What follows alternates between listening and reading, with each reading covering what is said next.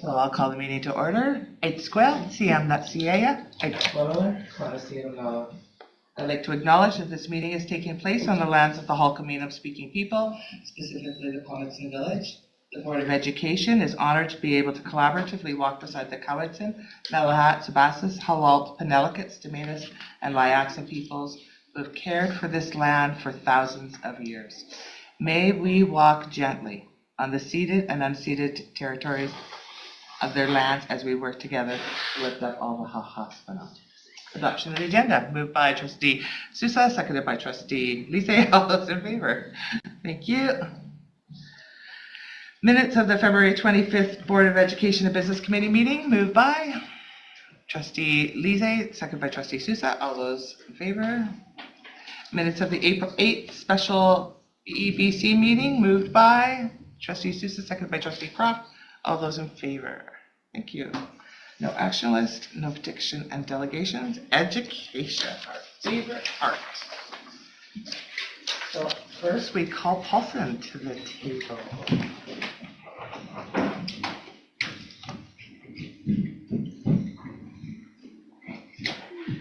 Thank you very much. Hi. Hello, everyone. As we're just getting this, that's not mine. What was the next one? It's about winging it, Fiona. You got it. That one is mine. Here it is. Great. I can do yours too? Sure.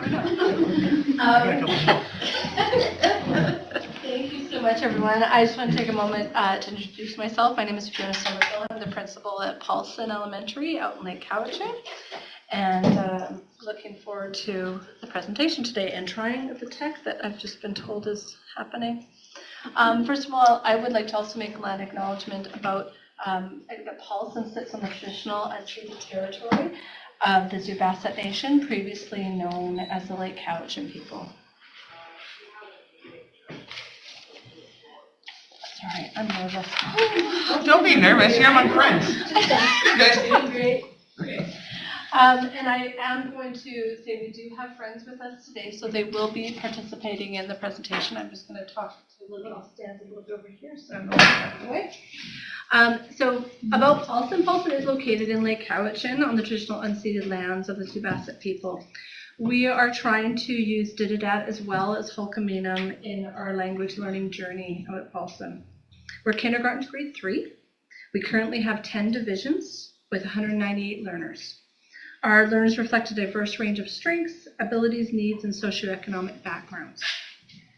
We have a private before and after school care program that works out of our gym and a private daycare on site. We are running 2 programs on Wednesdays to support birth to age 5 community members, a story time, and a physical literacy group. We have a very energetic pack that works hard to bring fun events to our school community and put funds back into the school to improve school opportunities and events for our learners. And we also have a dedicated staff that have deep connections to students and the community and commit every day to be there for our learners. The school property includes Friendship Forest, home to a wide range of flora and fauna. I'm just going to change this picture. Including elk and the fish-bearing Oliver Creek that have trout and salmon. We are working on making Friendship Forest a fire-smart forest through 2 district climate action grants and a partnership with Lake Cowichan Fire Department. This is a picture of one of our learners, actually Miss Drake's older daughter, who's now at LCS, but I love the picture so much I wanted to include it.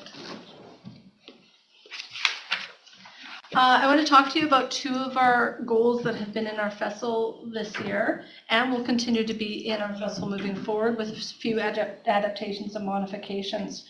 One of our goals around numeracy this year was that learners will find success and demonstrate growth in foundational numeracy skills with the intention of proficiency by the end of grade 3.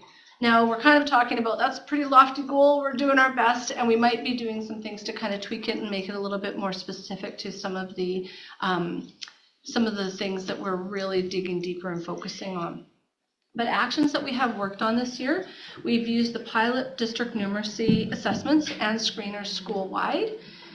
We had a grade 2 to 3 focus on the elements of number sense and computational fluency, more specifically patterning, place value, matching, counting, one-to-one correspondence, adding, subtracting, odd and even, in fact, fluency. And our grades Ks and 1s have focused on number sense, patterning, counting, number identification, the one-to-one correspondence, subitizing, and decomposing numbers.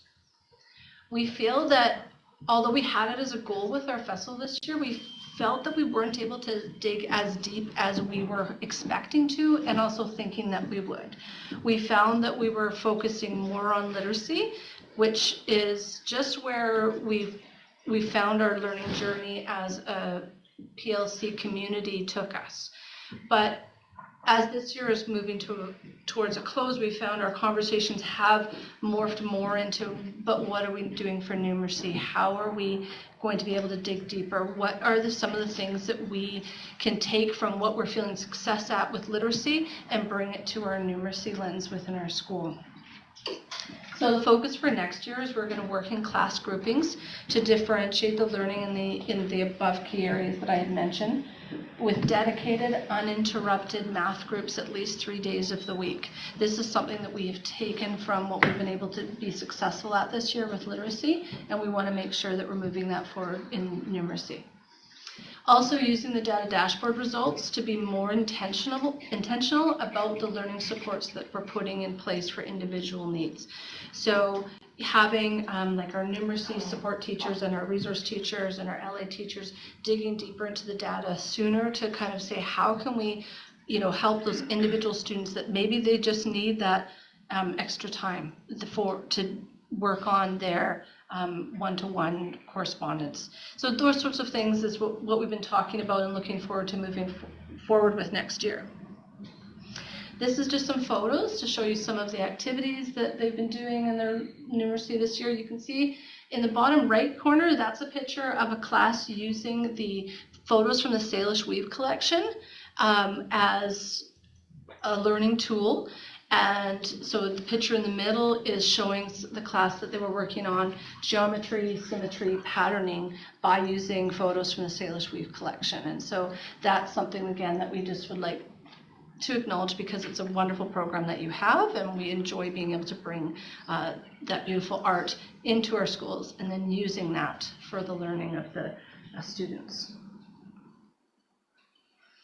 Our literacy goal is one that I think we have really dived deep on this year. We were really kind of started it last year, and we're just feeling really proud and confident and happy about some of the things that we are working with. So our goal was learners will find success and demonstrate growth in the 5 critical reading component areas with the intention of proficiency by the end of grade 3. Again, we're talking about, do we need to change that? Do we need to make it a little bit more specific so we can actually, it's all about like, how are we knowing that we've reached those goals, and how can we make it more specific for all of our learners, not just looking at, okay, here's what happens by the end of grade 3.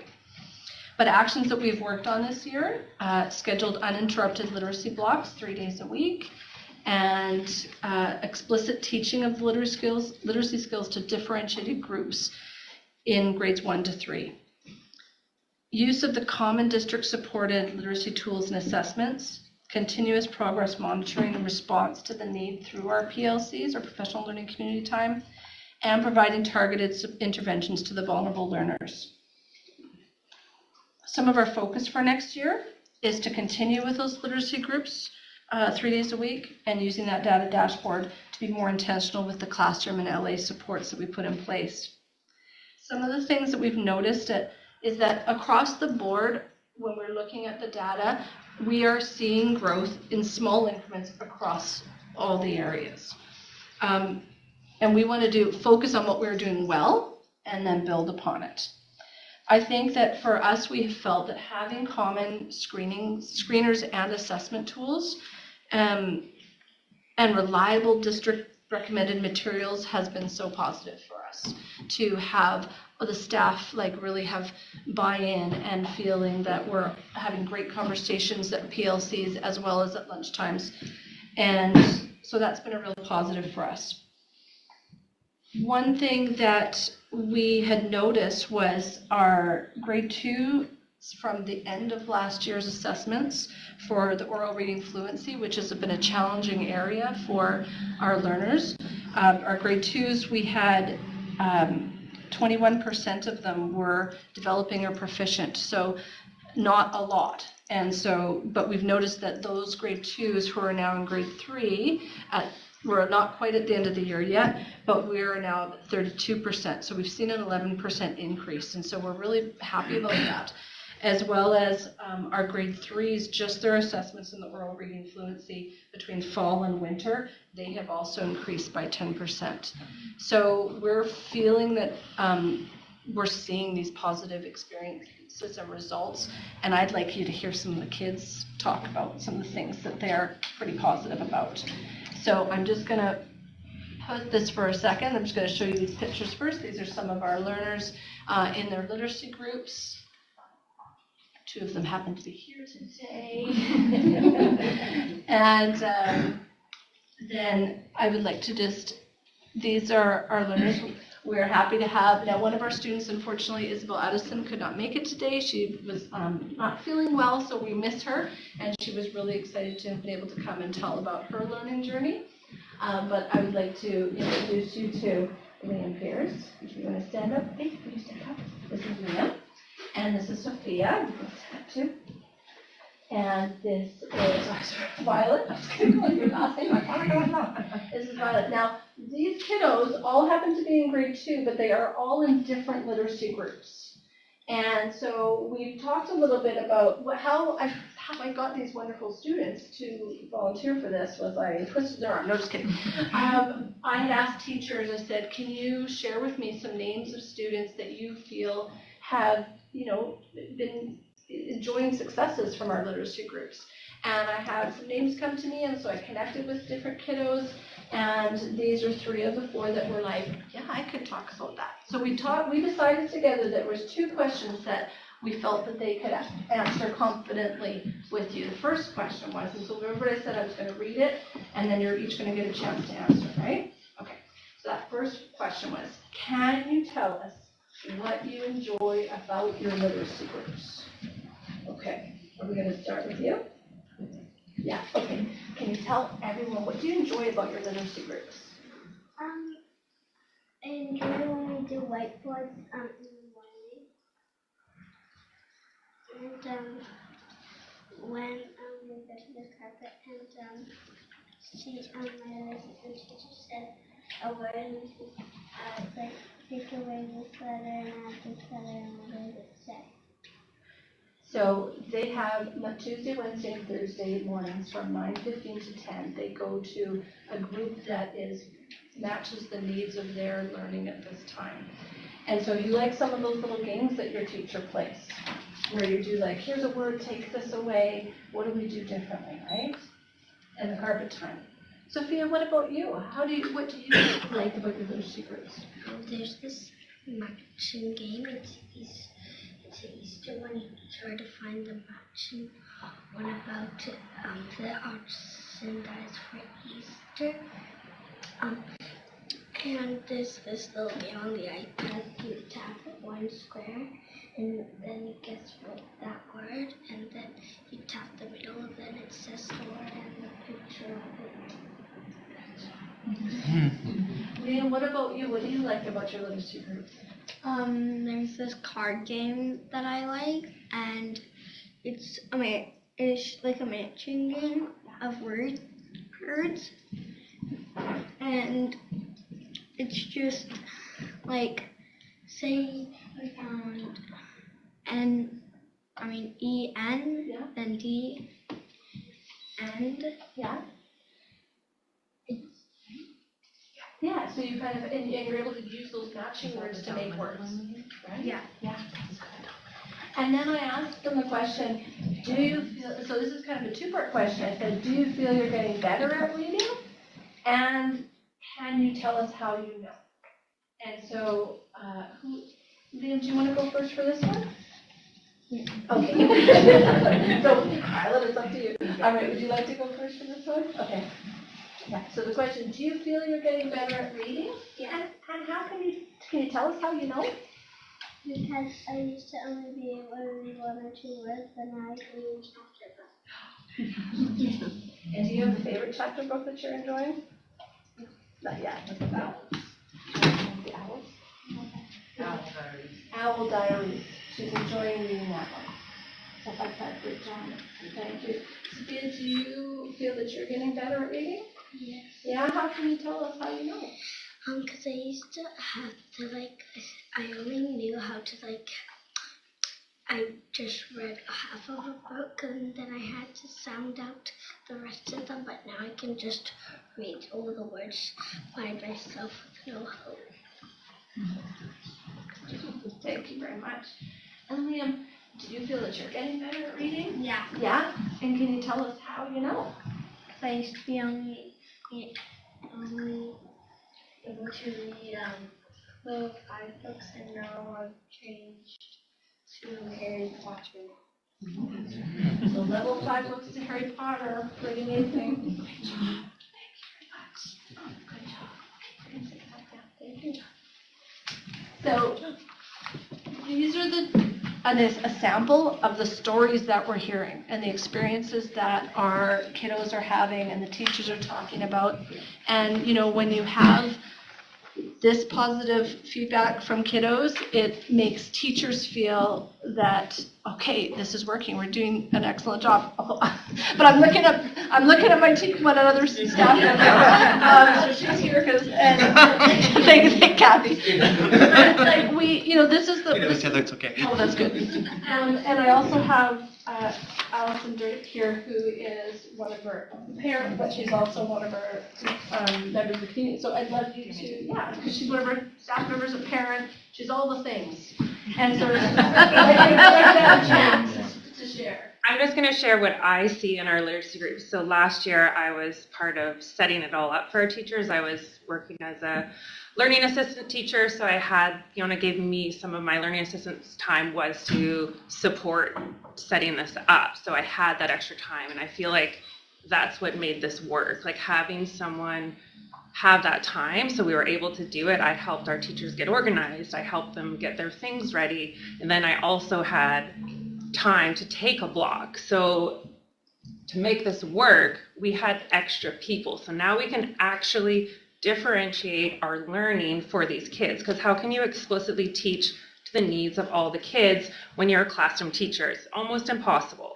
So because we're able to do that, you could actually separate all these kids and they're getting their tier 1 explicit structured literacy lesson to their actual proper tier 1 lesson. Then they can still get tier 2, but if they're not getting that first one, like actually where they're at, it's not what we need. So this is actually doing what we need, and it's been super cool to see kids grow because they're actually getting those foundational skills that they need.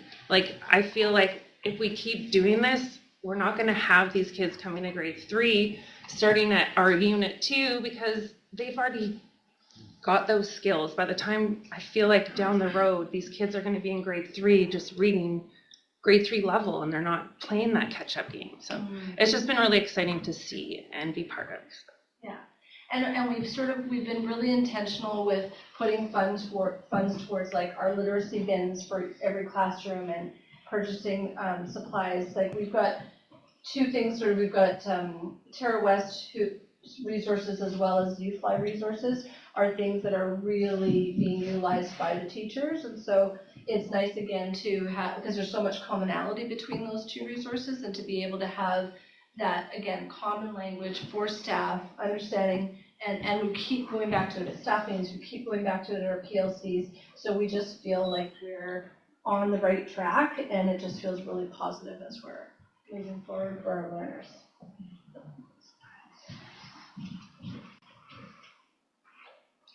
So I just want to some of our strengths, I feel students and staff, our strengths are in relationships, in a growth mindset, strong school community, inclusive and supportive, commitment to literacy goals and commitment to our numeracy goals. We're also very nature loving. We're very fortunate to have the location that we do.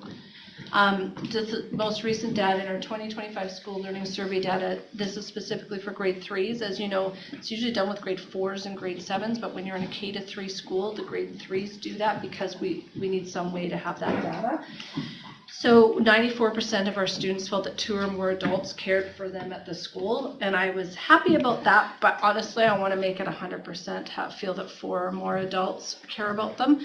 And so it was interesting to have those conversations because almost when we read, and I work through with the teachers in the classes for those grade 3s, but when they hear that question on that survey that's like, how many adults care for you at your school? And a lot of them, they're like, I don't know, like they kind of don't even put that together. And then we sort of have a really nice conversation with the classes about, well, let's see, there's 2 adults in this room, guess what, this one cares about you, and so then we're like, that's one, and then we talk through those sorts of things. So again, I think those relationships, that's the bottom line, it comes down to that. So we're always building and working on that.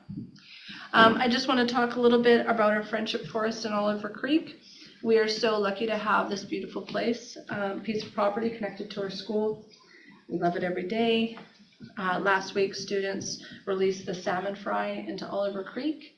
The bottom left picture is an example of 4 different signs that we have in Friendship Forest, where we have so for example, this one is Western Red Cedar, and we have the Didadat word for West Red Cedar, and then we have the Hulkaminum word. And as you notice, if you come to our school and Lake Cowichan School as well, at the front door when we have the greeting, we have it in Didadat first, and then we have Hulkaminum next, as we're just honoring the language that would have traditionally been spoken in that area. It's hard for us to find people to speak that language because there are not many elders that do speak that, but we just want to make sure that we're taking positive action and trying to bring that language into our learning as well. I'd like to say Haitsapka, and thank you for the time today to share with you.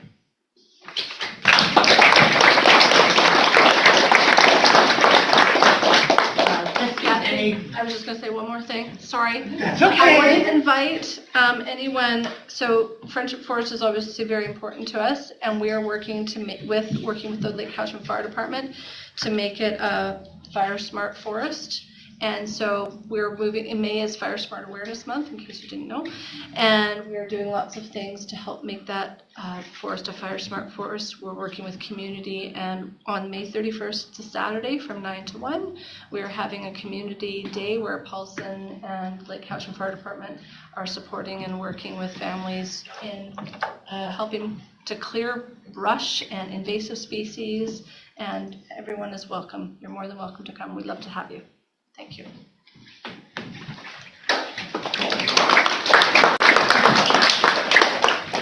Trustees, any questions for any of the kiddos or Fiona?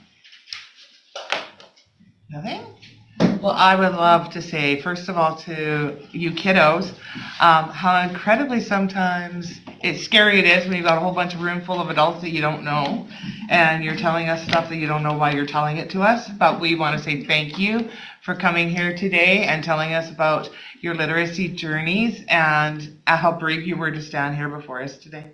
So thank you. And Fiona, thank you for talking about your stretches and your truths and where you're at, and your passion for kids has always been evident to me for as long as we've known each other. So I want to thank you for continuing down that passionate route that you take with kiddos, and I can see by everybody around me that this community is as tight as it always has been, and I just want to say thank you for being here today and talking about your beautiful school. Trustee Lise.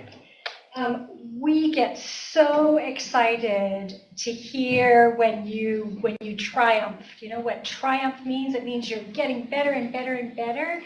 And that is so exciting. And by next year, you'll be reading all the books in the library, and we'll have to go buy new books because you need so many more books.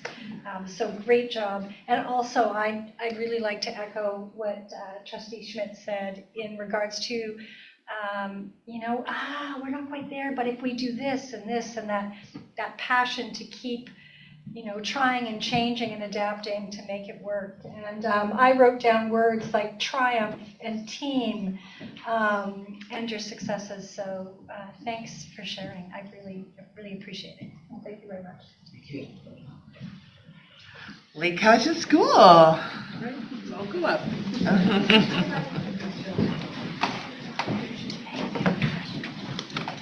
Thank you, Paulson.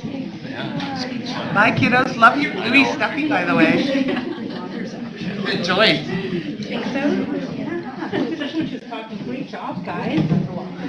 Great job. Okay. Say bye to Dad. Talking to the board. You're braver than I am right now. Come on this side too. We'll put Mr. Greenspan over here because he might have to play with the slides. Or maybe I will. You good? All right. You guys good? You guys want to sit? It's up to you. There we go. Great job. Okay. You guys good? All right. Thank you for having us today. Ait Squale, I Konasi Lanama.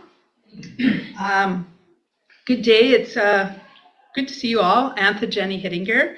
And before we start our festival presentation, I would also like to acknowledge that we are gathered here on the traditional territory of the Hul'qumi'num speaking people, more specifically the Cowichan Nation.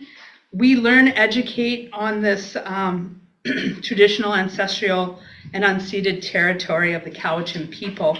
And the Cowichan Nation are, to this day and every day forward, the rightful caretakers of this territory. And it's therefore our obligation to acknowledge, respect, learn from their knowledge, language, and history.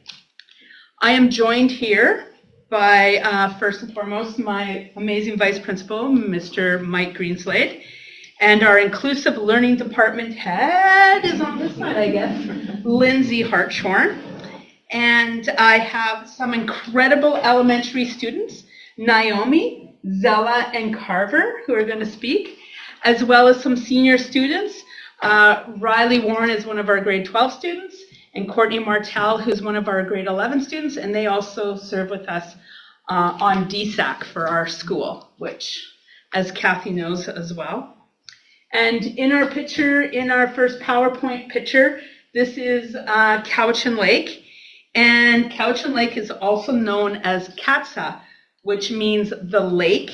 And as Fiona mentioned, Lake Cowichan is the home to the Sabasset Nation, which has roots in Dididat nations and with Dididat language.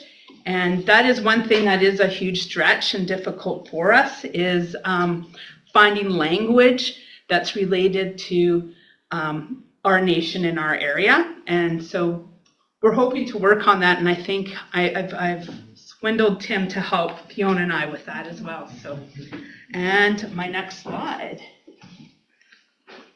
So before I say anything, I thought maybe I should tell you a bit about these pictures. In our top corner, this is our woodshop trade sampler teacher, Mr. Fisher.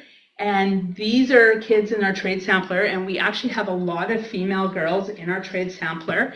And this is these students actually learning how to wire and do electrical. And in the bottom picture, as you heard from Fiona, our community is very tight and wanting to give back. And every year we do a winter luncheon for the whole school, which actually this lady also does a lot of work with. And we have a lot of community members that want to come in and serve. It's sometimes hard because we're at the point sometimes where we're like, oh, we have more volunteers than we need. And it's a wonderful day where we all gather inside our gym and break bread together, in essence. The other picture is of one of our students. Our art program did this incredible Truth and Reconciliation project where the kids had to learn a new art form, and it had to relate to Indigenous ways of knowing and something around the Sabasset Nation. So this student chose to make the Indigenous Sabasset logo. It is done in felt where it's painted and has done some beaded work. And in the Indigenous culture, as you know, when you learn to make your first item, you actually have to gift it. So they actually gifted it to our Indigenous room. So our ISW and our Indigenous teacher proudly placed that in their little classroom that they have. So today, our message is telling you a bit about our story, our FESL goals and our success stories, and where we are off to next. So I would like to change the slide, and then I'll pass the next one over to Mike. Yeah, so I'm here to just tell you a little bit about our school. And so as I think Fiona did earlier today, we are a multi-generational community. We're starting up the Cowichan Lake. As you saw, we have that Heritage River, which again, as you know, has been mirrored in the brand new QSS, which I think was a nice little touch. Is as a school, we're coming in just under 400. I think one thing that's very important that you need to understand about our school is it's divided between the upstairs and the downstairs. Our upstairs is where the elementary kids live. Right now, we have 183 of those. Downstairs, we have our high schoolers, and there's 209, and there's a lot of intersectionality between those two things. We're always trying to reconcile how to move that forward. With that, though, is we do have a number of offerings. Now, most of these offerings are not just, again, that's the beauty we have, not just at the high school level, but you can also see them at the elementary level. For example, when we look at academics, you would have there, one thing we're really happy about is the environmental studies that we're pushing forward. That's under Nicole Russo. We'll sort of touch upon this a little later in terms of our future FESL goals, but it's the work she's doing around in the community and just around the watershed and revitalizing those areas. So we're really happy. That's a brand new course, and we're really starting to push that. And because it's having that success, we'll work at that later. We go towards our athletics. What we have there, one big thing, I think Ryan may talk about this a little later, is the volleyball program that we have. And that's a great way of pulling a lot of kids in and building community. We see a lot of different events all throughout the year. The other thing we have, obviously cultural, is what's really happening there, which will really happen. This is where we get that intersectionality, is we're taking a lot of our kids from the downstairs and we're bringing them upstairs to be mentors and guides and helping different kids. In some ways, it's around literacy, it's around numeracy. Sometimes it's just those connections. And finally, again, in the fine arts, which you can see right here, this is one of our upstairs classes in our downstairs wood chopping lab. And they have that connection where they have a number of those the exploratories during the NIT time is where they can access a lot of these different services. And what we're really excited about moving forward, and hopefully we'll incorporate again, and it's our next festival, is the idea of mental work. There's a lot of work thanks to the district. It's rebuilding that shop, and that's something we can hopefully offer for our kiddos, especially at the downstairs level. Who knows? Don't want to get too far ahead of ourselves, but at the upstairs levels. And again, that's just basically our school. Change the slide. Yeah. Oops, actually, we should go back and explain the picture. Oh, you did. Never mind. Through our evidence-informed decision-making and continuous improvement, we aim to create supportive, inclusive educational environment, fostering the intellectual, the social, and the career development of all of our students. And our first goal, as you see there, is around creating meaningful student-centered learning opportunities. And our next one, we'll just I'll be Vanna again. Yes, please. And again, targeting resources to students needing those academic supports and interventions. And finally, I feel like I'm in the way. And then the last one we have is the idea of continuing a culture of adult mentorship and relationship building. Now, embedded in all three of these goals are obviously the literacy outcomes, the numeracy outcomes, and also our kids' mental health. Mm-hmm. And what we can do, usually what we've done on the systems level, is where this manifests itself is in things like, say, creating the timetable, again, with those non-instructional times. What we really want to do is we create it in such a way that our upstairs teachers have that time to come together, really collaborate, knowing that these are our outcomes. We purposely gave them time, said this is the direction we're going, take that and go with it. And I think we've had some success there. We'll come back to it. For a small school with a small FTE, we've done a great job of being able to make our grade 8 and 9 classes linear through the year versus coming from, we call it upstairs, downstairs, where they're used to one teacher, to try to build those connections and have 2 at least core teachers doing their academics as well. Mm-hmm. And another little the supports that we put in is, I think, what we've had upstairs with our resource room, our jungle, as it's affectionately known. We've seen a lot of success there with kids getting those academic interventions, those sort of mental health interventions. What we want to do is duplicate that downstairs, and we've done that to our counseling room with Caitlin, also creating our own dedicated learning assistance room through Mrs. Salzer off to the side, and those had a lot of success as well. But I think one of the reasons we are here today is not to hear our success stories, but it is to hear theirs. So we're going to hand it over to our amazing teacher lead here, Lindsay, to share about this slide. Yes. So thanks for having me. Excited to be here. I'm part of the get to share the success story going on. We have formulated groups upstairs with the entire elementary cohort, and that's 7 divisions, which using the district screeners and with a focus on oral reading fluency, I put them into groups with the help of Amy Levin, our district literacy coordinator. She was a big help. She also was wonderful about helping to get the classroom teachers on board with learning some new interventions. So using those evidence-based interventions like the U-Fly and the Reading Rev are 2 of the main ones that we're using upstairs. And all of the children from 7 divisions have been put into 10 different reading groups. So we've utilized all of our non-enrolling staff, our support staff, myself, and so the children now go to their well groups and focus on oral reading fluency. So here we have Naomi, who's with us today. She's in this slide, and this is from my group, where we are focusing on vowel patterns and really getting down and digging deep into our literacy learning. And it has been an amazing journey.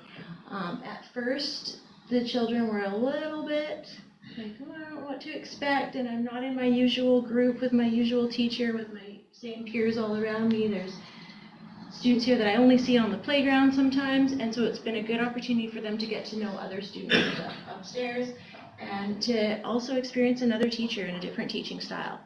So we come together twice a week, and we all focus on improving our oral reading fluency, and it all in different means, and it's been awesome. And when we came back from spring break, the first thing I walked in the building, and the first 5 students I saw all said, when do we start well groups again? When are we going back into literacy groups? I'm still in your group, right?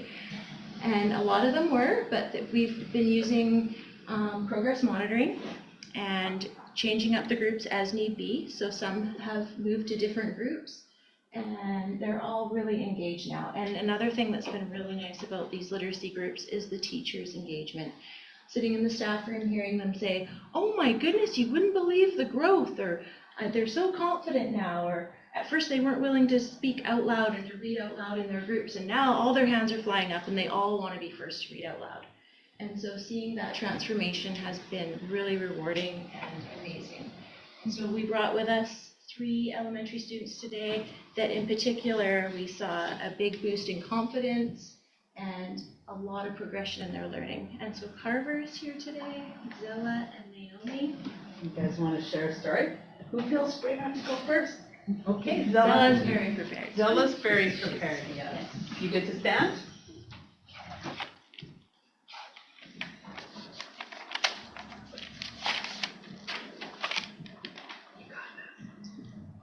Hi, my name is Zara Ballard. I am here to talk about the literacy groups.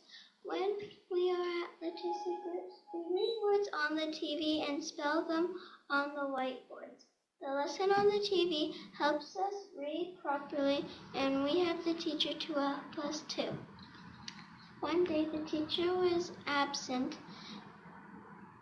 The sub was not sure how to work the laptop. When the sub looked at her instructions left by the literacy teacher, it said on it, if you need help, ask Zilla. That made me happy to hear that.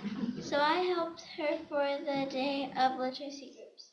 I enjoy my literacy groups, and it has helped me learn, and it can help you too. Thank you. Who would like to go next to share? You up first, Carver? Yeah. Okay. I like my literacy groups because from starting of the year I didn't know how to read, and I was in when we first started well groups. I was in Miss Hartshorn's class, and I started to struggle. So then after the break, I moved into another classroom, and now I can read kind of really well. Making a lot of progress. Yeah. Thanks, Carter. Naomi, do you want to share what you enjoy about the reading groups? I enjoy how they help me. You've come a long ways with your reading, haven't you? Yeah, so I enjoy how it's also so much fun. It's a lot of fun. Yeah. I try to make it fun, not just the same thing every time, mix it up a little bit. Feel you've improved? Yeah. So I'm very proud of all of you and all of the children at our school, and it's been really rewarding. Thank you, elementary kiddos, for sharing. We're going to continue on. Thank you, Ms. Hartshorn. Oops, did I go too far? It's just a little laggy. It's a little slow, okay. Sorry. Now we'll ask Courtney Martell to come up and talk about these photos and share some information with you. Okay. So as you know, I'm Courtney Martell. I'm in grade 11. And I'm going to talk about some art mural projects and some other projects that some of our students did to give back to the community. So based on our mental health surveys and some feedback that we got from family and students, we realized that bathrooms felt very unsafe for the elementary kids when mixing with the big kids. So for an art project and as a way to help this issue, me and two of my friends decided to paint a bright mural, so picture in the middle, and we wanted this to be a way to show the elementary students that we want to make an effort to make them feel like they deserve to be there, and they do. And we realized as we were painting this, that as kids went in, they made an effort to talk to us and asked us what we were doing, and they started to see us as less scary. And that was our main goal. So that was really good to see as we were doing it. And then this picture up here, that's one of our students. She has been hired to paint 2 doors for the community senior center. And she's worked with them for a long time. They decided that they wanted a fairy theme and make them kind of like senior fairies, which she thought was really cute. And then our art teacher, also in the picture, she's gotten a group together to take down some blackberry bushes at the Olson Manor. And it's a really good way for our school and our students to work with the community in their learning and help give back. Thank you. Thank you, Courtney. I'll be done again. All right.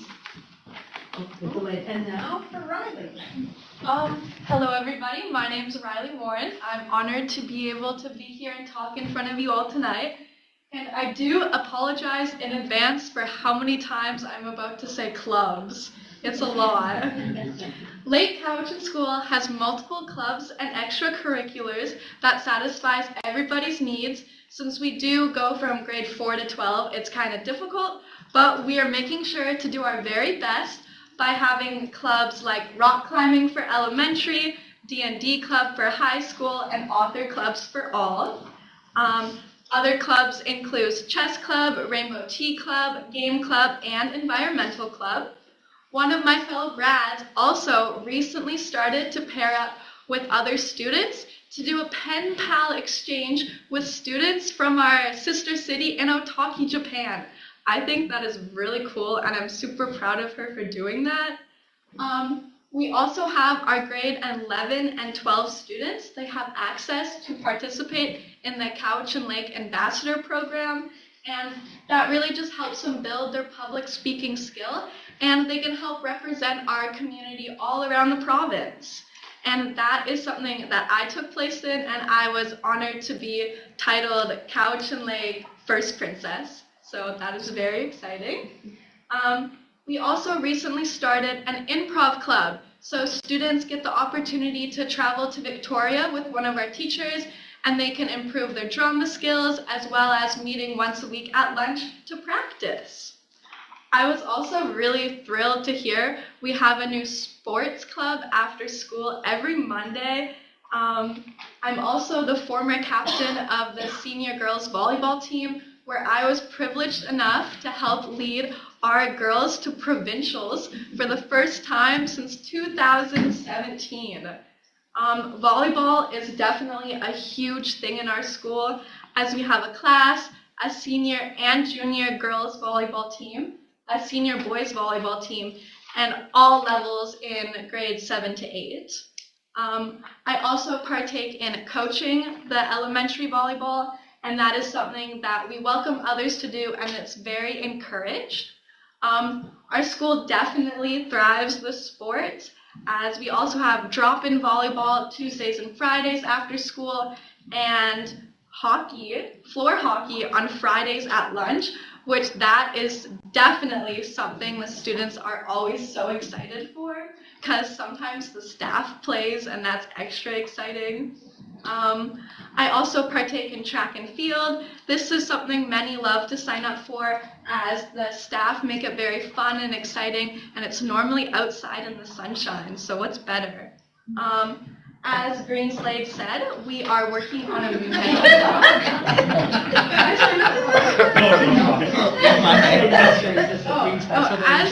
as Mr. Green Slade, apologies.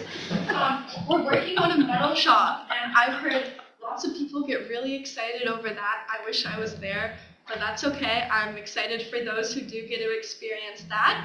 We also have been working on a new fitness room, so new weights, new equipment, new paint, and that is something that lots are excited for, so they don't really have to go outside. They can stay in our school, and I know our active living group is going to be using that. And then lastly, we have cross country anybody can sign up for, and that's very exciting. One of the best parts about our school is that the senior students can always find ways to help our younger students in areas that excite them and that they're interested in. And I know as I move into adulthood, I'm very fortunate and very happy with the clubs that we had at our school and all the opportunities I had. So thank you very much.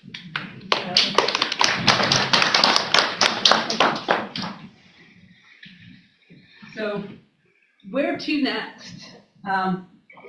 As with our new strategic plan, we want to promote resiliency, personal responsibility, and to nurture our overall health of our community. We also want to restore our relationship with the land itself and act in a balanced and mindful way. With that in mind, we look to renew our FESL for the 2025-2026 year with the following lens. First one, too. Oh, mine's the first one. So sorry. Building Laker community pride. That's something I've heard a lot when I came into the school, Laker pride, Laker pride. And we want to respond to the input we got from our staff that we received both in staff meetings and the recent NID day, as well as our mental health survey and student learning survey, which were completed by our students. We want to continue to build and foster relationships in and outside of our school community, as that is a big component for these kids and their families. We're also currently working on incorporating pride in our local environment, which you've heard from a lot of the students and some of us say, and working on, we have some people working on trail building. We also said that we have some work on the watershed, and also helping out by our senior center. They actually overlook the river, where we're seeing some work at helping take away a lot of the blackberry bushes, etc. We also, at our elementary level, when we think about the environment, Lindsay actually offers a non-instructional time class for our elementary kiddos, where they get a chance to go to the community gardens, and they work at cleaning that up and planting stuff like that. So we're starting to try to foster that at a young age. So that is one thing that we are definitely trying to continue and work better at for the future. So one thing we also do is how are we going to make this happen? And as you remember earlier in the presentation, we mentioned that some of the success we've had in creating that collaborative time with our teachers, especially with their NIT. We've seen them start to take that over. We've seen it, their successes we had in the WELL groups, and some of the own feedback we've had from them through our own staff meetings in the recent NID day is, as we've already mentioned before in other contexts, is revisiting how we do PLC. And I think what we had before is now we do have that momentum where teachers do see the value in these things. And what I did share in an earlier elementary meeting is that it's a lens of student achievement. is how we want to do this. So with these, the hope is that we can do a deeper dive in finding better, more mechanisms, not necessarily better, but improve on the ones we have to really push the literacy and numeracy goals that we'll look to focus on next year. And the other piece we have as well that goes with this is we've already mentioned the progress monitoring that we had before to the district screeners and these other pieces. We've been using our mental health surveys. We've been using our learning surveys. We've been using the feedback we get in our staff meetings, in ID days, right? We've been learning the street data that we have here to do that. But what we want to do is really take a moment to think what other sources of data that we can use to give the picture. Like one thing that came up, which is an interesting point to us, is I know we talk about some of our priority learners, the ones we're really looking at. And if we look at our school, say downstairs, I know we have some youth in care. We have 4. Now the thing is, with that number, we have some that were in care up until last year. And so they're no longer represented in that 4. But that doesn't mean their needs necessarily stop there.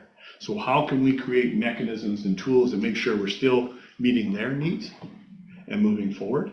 So do we have the answers for you right here and now? Not immediately, but that's some of the work we want to do in the near future, so that when we come with our new festival plan, we'll make sure to catch not just those students, but all our students and see them be successful. So I guess from us, hi Sepka, for taking the time to listen to us and allowing us to share with you what's happening at our school, our schools. And thank you for taking the time just to listen to us.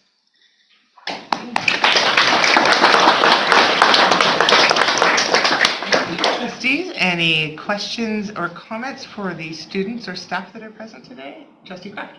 I just want to say thank you very much, and I really appreciated what each of you had to say about learning to read. And it reminded me back in the days when reading was fun and you weren't only reading for work. You could read stories and it just took you to all new places. Anyway, I hope you're finding the same joy that many of us found when we learned to read too. And I'm just so heartened. It sounds to me like the system is sort of taking kids from not reading so great to reading really great in a pretty short order. So good on you, and thank you for making that work for everybody. And I'm going to call you Green Slate like forever. Brilliant. Oh, thank you. So now we're off to where are we going, guys? Dairy Queen. Not yet. Not yet. Oh, okay. Sorry. Trustee Sousa. Oh, that's okay, thank you. Just a comment to both schools, really, to say you're doing tremendous work. Really, really amazing, and just to see the energy. You're all very inspiring, and you definitely deserve Dairy Queen, so enjoy. And just I raise my hands to you as well. That's okay. I would like to say to our 2 DSAC students that they represent your school community so well that I almost feel like I've already had this presentation when I get to talk to these 2 lovely ladies at DSAC, because I've done a lot of DSAC this year, and so we've got a lot of time together, and so to watch your senior kids not only come to our group and share with all the kids and what they're doing and the exciting things that are happening, I really just felt like I already knew how you guys were doing and what your strengths and stretches were. And so I just thank you for your honesty. And Mike, I loved your answer of, I don't know. I just love the honesty because it's true. And sometimes we don't always hear. I'm a strong believer in the truth. We can figure out how we can fix that. And by not being afraid to talk about the truth, I think that's what makes our district unique, is that we are okay with talking about the truth. Reading the data and hearing the stories. Exactly, and especially to you for saying I couldn't read. Do you know how honest and beautiful that was that you said that, and then to talk about what you're doing now? Good on you. Keep up the good work, eh? And to you other 2 lovely people back there, thank you for talking to us and being so brave and telling us what you're doing and what you're learning, and keep learning. And I hope that it remains fun for you. Can I have a question for you 3 little ones, though? If you could have anything different in your learning group, what would it be?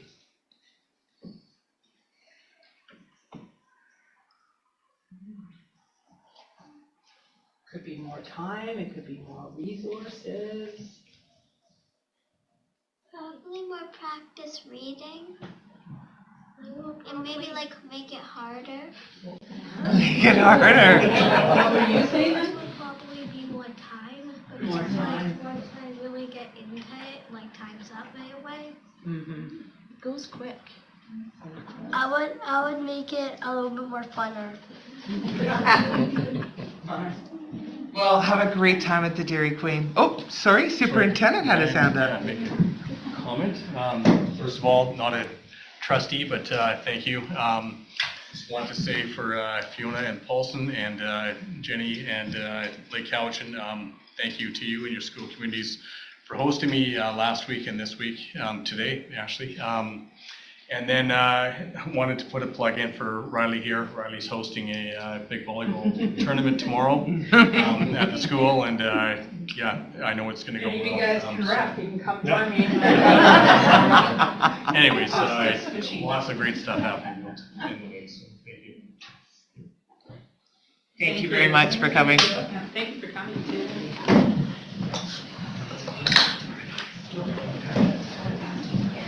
Double triplet. Tomorrow, you're more than welcome. That'll teach you for plugging it.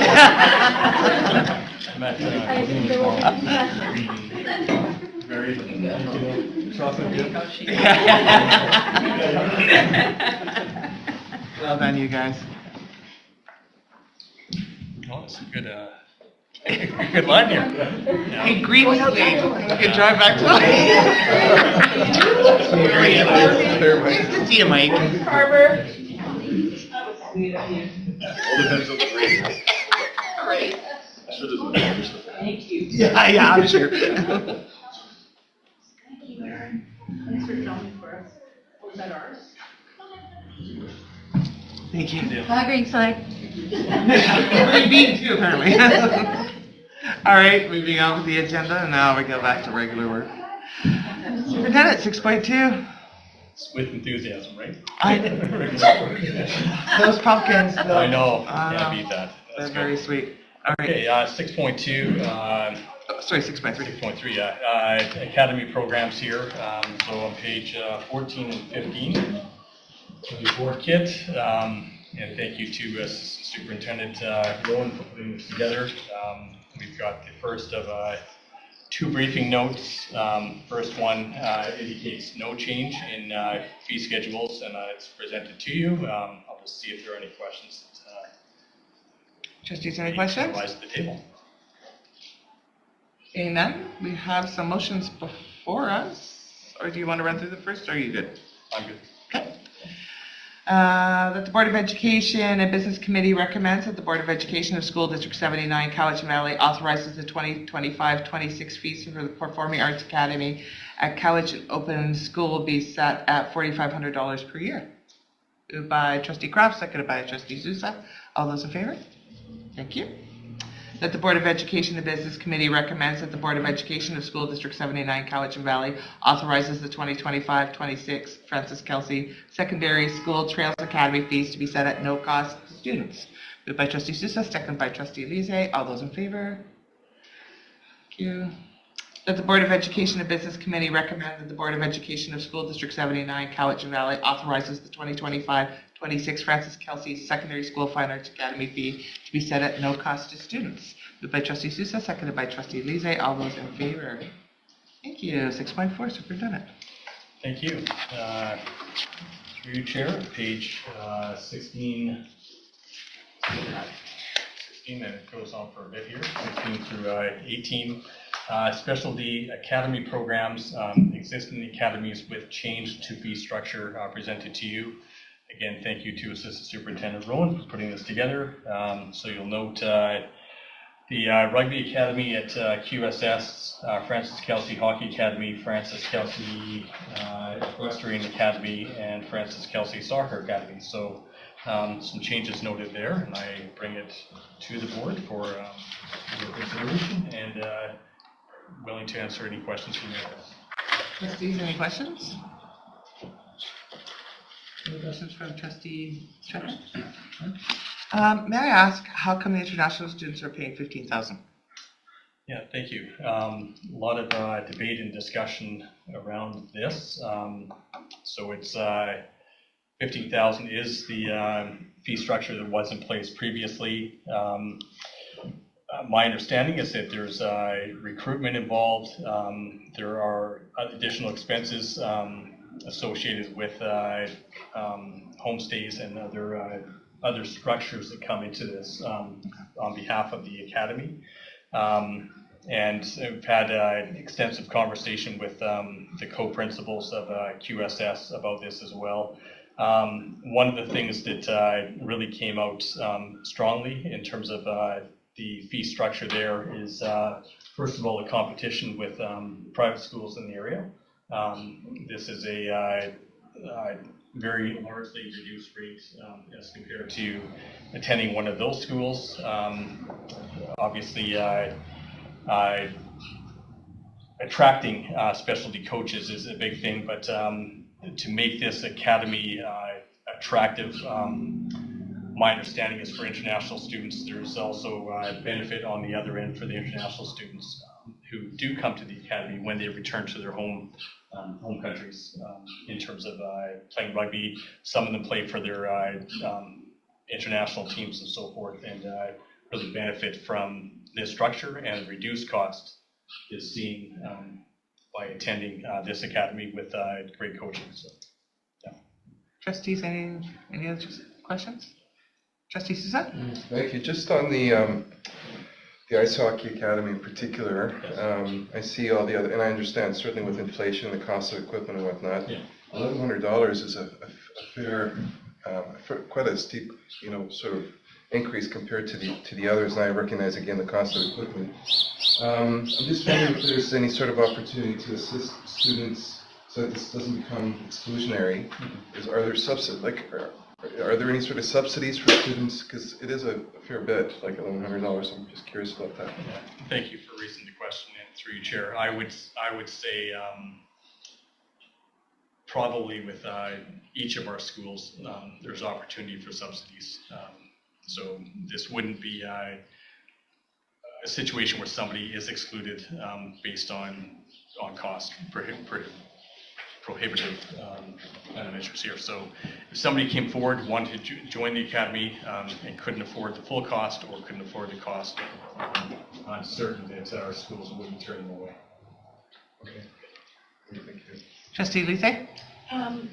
I also recall this conversation last year. I think we had asked the same question if there was support for, and so that still exists. Okay. Any other questions? Hearing none, we have some motions before us. That the Board of Education Business Committee recommends that the Board of Education of School District 79 Cowichan Valley authorizes the 2025-26 fees for the Cowichan Secondary Rugby Academy to be set at $6,050 per year for local and Canadian students and $15,000 for international students per year. Moved by Trustee Kraft, seconded by Trustee Sousa. All those in favor? Thank you. That the Board of Education and Business Committee recommends that the Board of Education of School District 79 Cowichan Valley authorizes the 2025-26 fees for the Francis Kelsey Secondary Ice Hockey Academy be set at $1,565 per year. Moved by Trustee Kraft, seconded by Trustee Lise. All those in favor? Thank you. That the Board of Education and Business Committee recommends that the Board of Education of School District 79 Cowichan Valley authorizes the 2025-26 fees for the Francis Kelsey Equestrian Academy to be set at $3,300 per year. Moved by Trustee Sousa, seconded by Trustee Kraft. All those in favor? Thank you.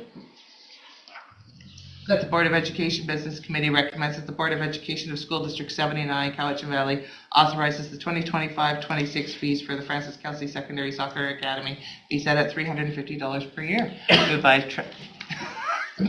Moved by Trustee Sousa. Looking right at you, your first and last name out together. Seconded by Trustee Kraft. All those in favor? Thank you. You can just say Trustee E. That's Yeah. or E. I go by E. 6.5. Superintendent. 6.5, I believe is District Principal of Inclusive Learning, Tamara Ranger, and Acting District Vice Principal for Inclusive Learning, Darian Neubauer. Thank you. Welcome to the table. Thank you. Stand or sit? Okay. Okay. Okay, I can click. Good afternoon, everyone, and thanks for the opportunity. It's always hard to follow the kids when they're here at the beginning of the meeting, so I think we've got to work on our meeting positioning in future meetings. We will end with kids, though. We're excited to come back and talk to you and update some of the work that we shared last year. We talked a little bit last year about our collaborative support team, and we're in year 2 of that work. And we wanted to do a bit of an update on that and also share with you something new that has started in January of this year that we've been building out called functional skills groups. So foundationally, we know that kids do well if they can. And as we look at grounding what we know about students and student learning in a more holistic avenue, we know that sometimes folks don't have all the tools they need to support the complexity of students in our classrooms. And we hear from different folks in our system that teachers can be struggling, our education assistants can be struggling with some of the complexity. And so we're constantly looking at ways of how can we support and enhance the skills and capacities of the adults working with the children we have in front of us, because those are our children. And so what we wanted to share today is just some of the ways we're thinking about and doing that work strategically. So when we think about, we heard in the presentations earlier, Tier 1 and the power of positive Tier 1 work, and we didn't want to get too much in the weeds about some of the language, but we do know, and it was so heartened to hear like Couchin and Paulson talk about the work that they are doing specifically and strategically to support all children.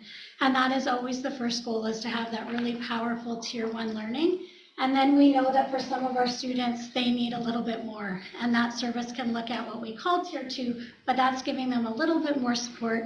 And then sometimes we have Tier 3, which means they need that intensive support. And so last year we shared with you that the collaborative support team was a team that could come alongside schools and support them with whatever it was that was breaking down for either the adults or the students. So sometimes it could be that a school staff has a student that needs something that they've never experienced before, and they might need extra support for an EA that's alongside. They might need extra support for the teacher or the resource teacher. And so that collaborative support team was our experts, but they're humble experts. They come alongside to say, where are you now and where to next? Also, we just want to acknowledge here, and I appreciate it, that we're sharing our truth. We know that in our district right now, we have a number of students who are struggling. And that struggle can look like big behavior. That struggle can look like violent incident reports.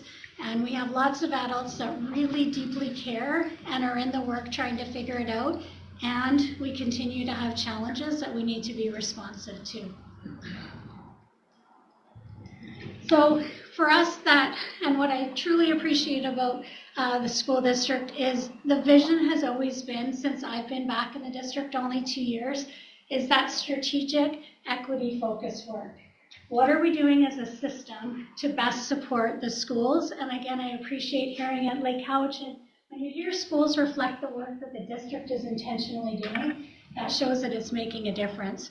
So I looked to Darlene when the literacy pieces were sharing, because that strategic leadership around how we're supporting literacy in the district is what we're hearing reflected in school presentations. And so proactive for us is setting the stage for all the things that we know and all the resources that will support and help the work moving forward. And then responsive is having people in place to respond when some of those things aren't working exactly as planned, or schools or teams might need a bit more. And so again, resources are always limited. So how do we be as strategic as possible with the resources we have? And I shared last year, and it's still the team's primary focus, is we know that increasing capacity of the teams that we have in the district is the best way for us to move the work forward, because we want to increase that confidence and competence for the life of the teacher or the education assistant or the person that we're working with. Where do we do that? Wherever we get the chance. So we like to get on the agenda for principals and vice principal meetings. We like to come alongside and support for non-instructional days.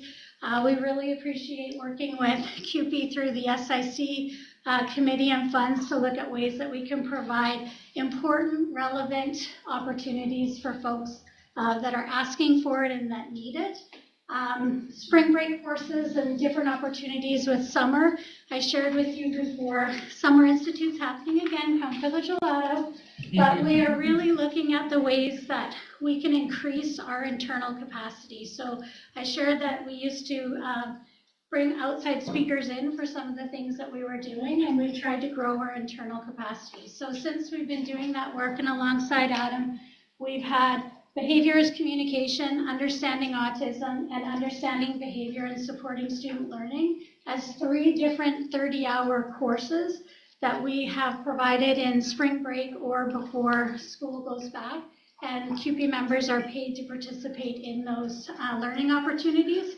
But alongside that, those are created and led by staff within the school district. So they're increasing their capacity around how do we prioritize what we're going to do for the teaching and learning of that, how do we present and get that ready. So both aspects of that lead to increased confidence and competence in the system as people learn together.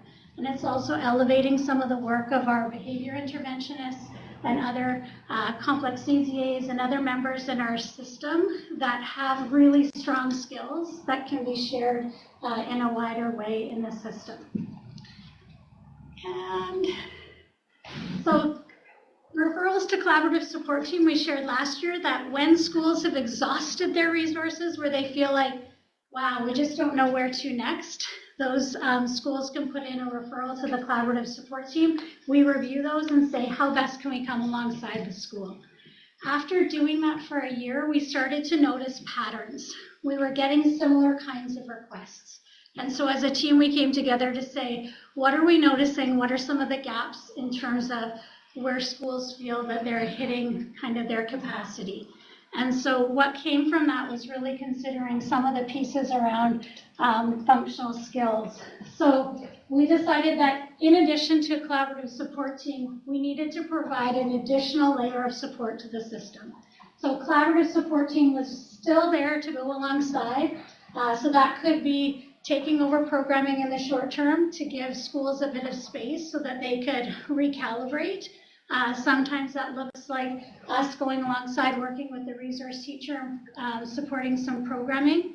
But one of the things that we noticed is the actual programming for some of our most complex kiddos was tricky for some of the skill set of our resource teachers. They just didn't have that background or training, or perhaps they were feeling stretched and weren't able to kind of create space to do that work. And so that's where we decided that we needed to look at something more specific that we could try in a couple of schools to see if it would make a difference, with the hope of it becoming embedded in schools. The hope is always that this doesn't have to be district work. The hope is always that we're building the skills in schools so that this could be school-based work. Darian, I think you're the next slide. All right, I'm getting out of the way and you get to press your own buttons.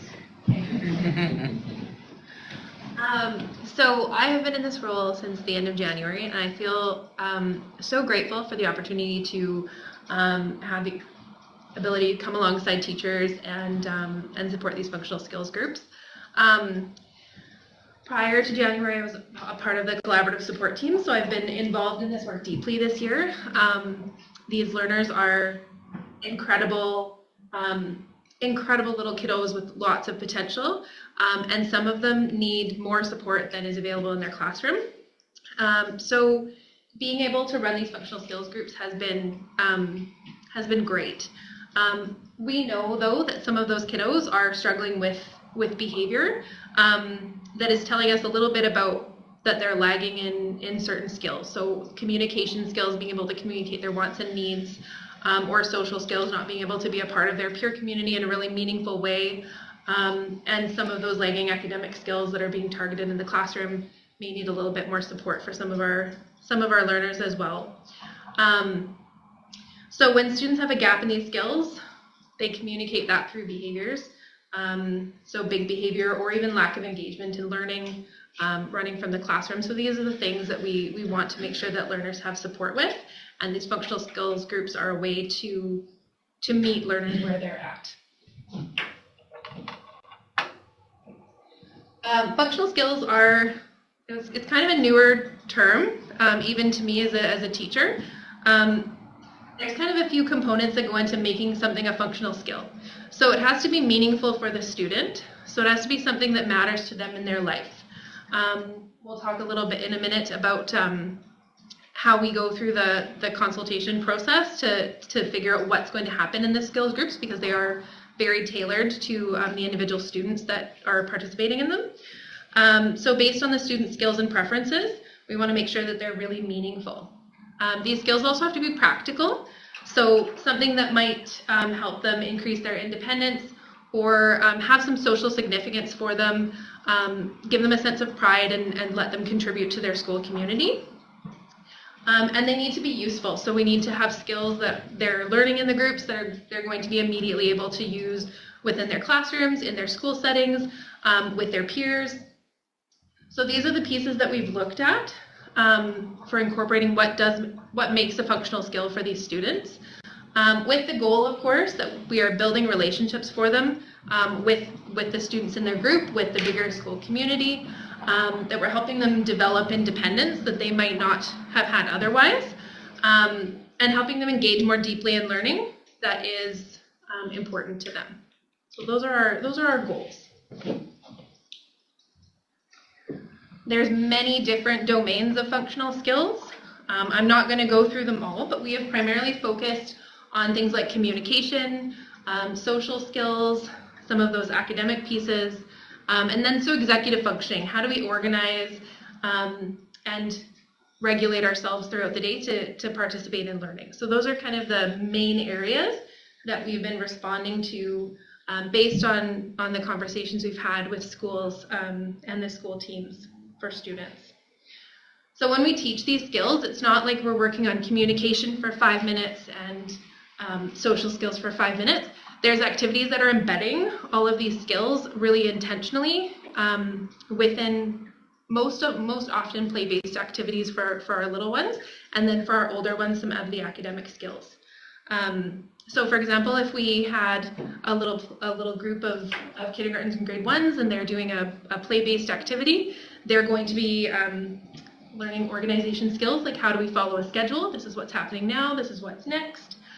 They are going to learn some social skills, like how do we take turns with our friends? How do we be a part of a group in a respectful and responsible way? Learning communication skills, so how to ask for help. So if something's not working, how do we turn to the adult and say, I need some help? And then part of that is making sure that those skills go back to their classroom and that they can use them. So embedding it in an activity like that that's really natural helps them generalize back to their learning environments when they go back to be with their peers.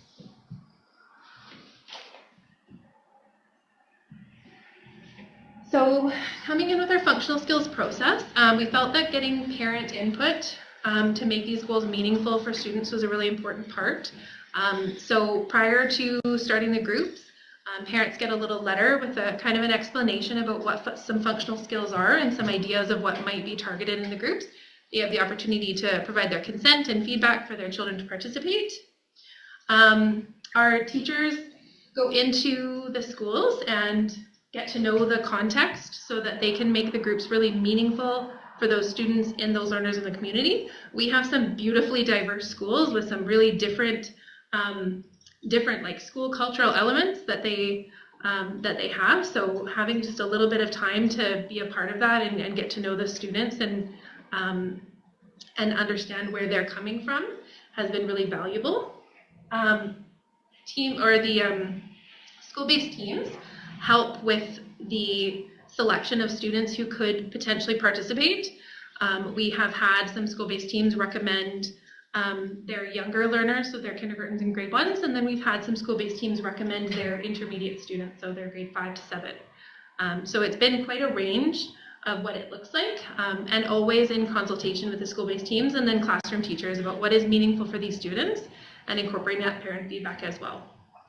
The pre-assessment and post-assessment has given us a little bit of information to see where we're making progress with students, what are the goals that we want this student to work on specifically, and are they getting there at the end? So our teachers have created some checklists.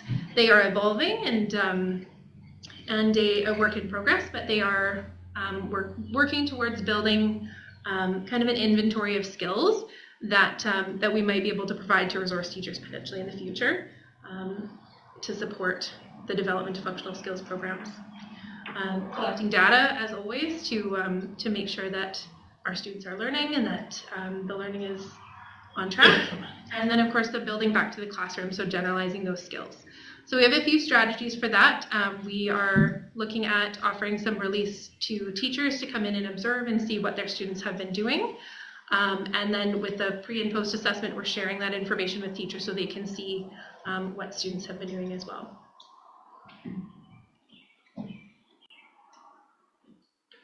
So currently, we're at 4 schools, and we're going to be adding 2 additional schools before the end of the year.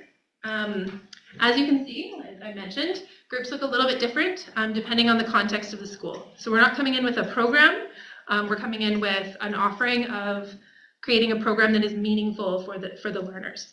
And it has looked very different at different schools. So smaller groups support students with more intensive needs, or younger students who are not ready for that larger group setting while they learn some of those skills. And then some of our larger groups are looking at building community between learners and working on some of those more academic executive functioning skills. So it's been very, very individualized based on the needs of the students and what the school-based teams have identified that they'd like support with. With the intention to build back always to make sure that those skills are going back to the classroom and that we're making it really meaningful. Our exit plan for schools is also very individualized. So we've got Maple Bay is going to be continuing on for a little while because we've got some learners who are needing extra support. And in Drinkwater and Bench, we're getting ready to move on with the school team picking it up at Drinkwater Elementary and having the resource teachers starting to run some of those groups alongside the education assistants who have been participating and helping with the groups all along. And then at Bench, I think we're looking at wrapping up in a different way where the learners have learned the skills and they're ready to take them back. One other thing we wanted to share just in terms of how we make it work. We know that there's demands and Darlene and I probably get a call every day, every other day. We need another EA, we need another person. And so we know that a system can only provide as many humans as it can with budget constraints. So we have to look at how do we be, again, more strategic.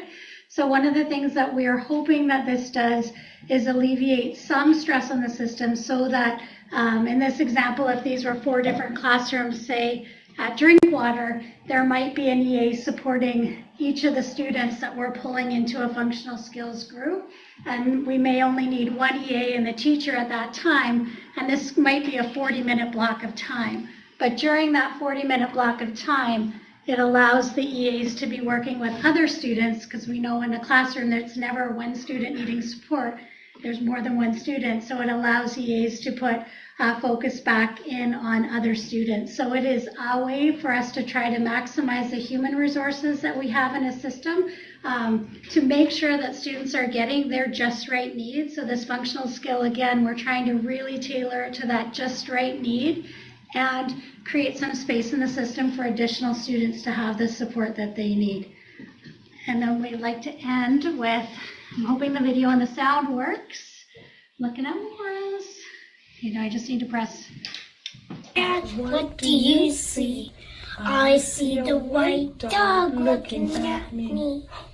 Is there a white dog? It is!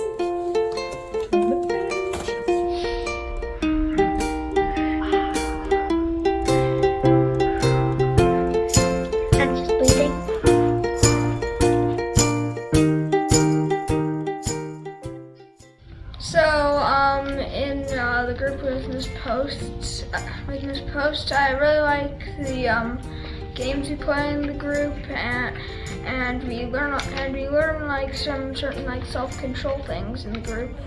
I like to do beading and organize the stuff, and drawing. And Miss Post is a really nice person you can trust. So you can get to ask her questions, and we can answer her questions.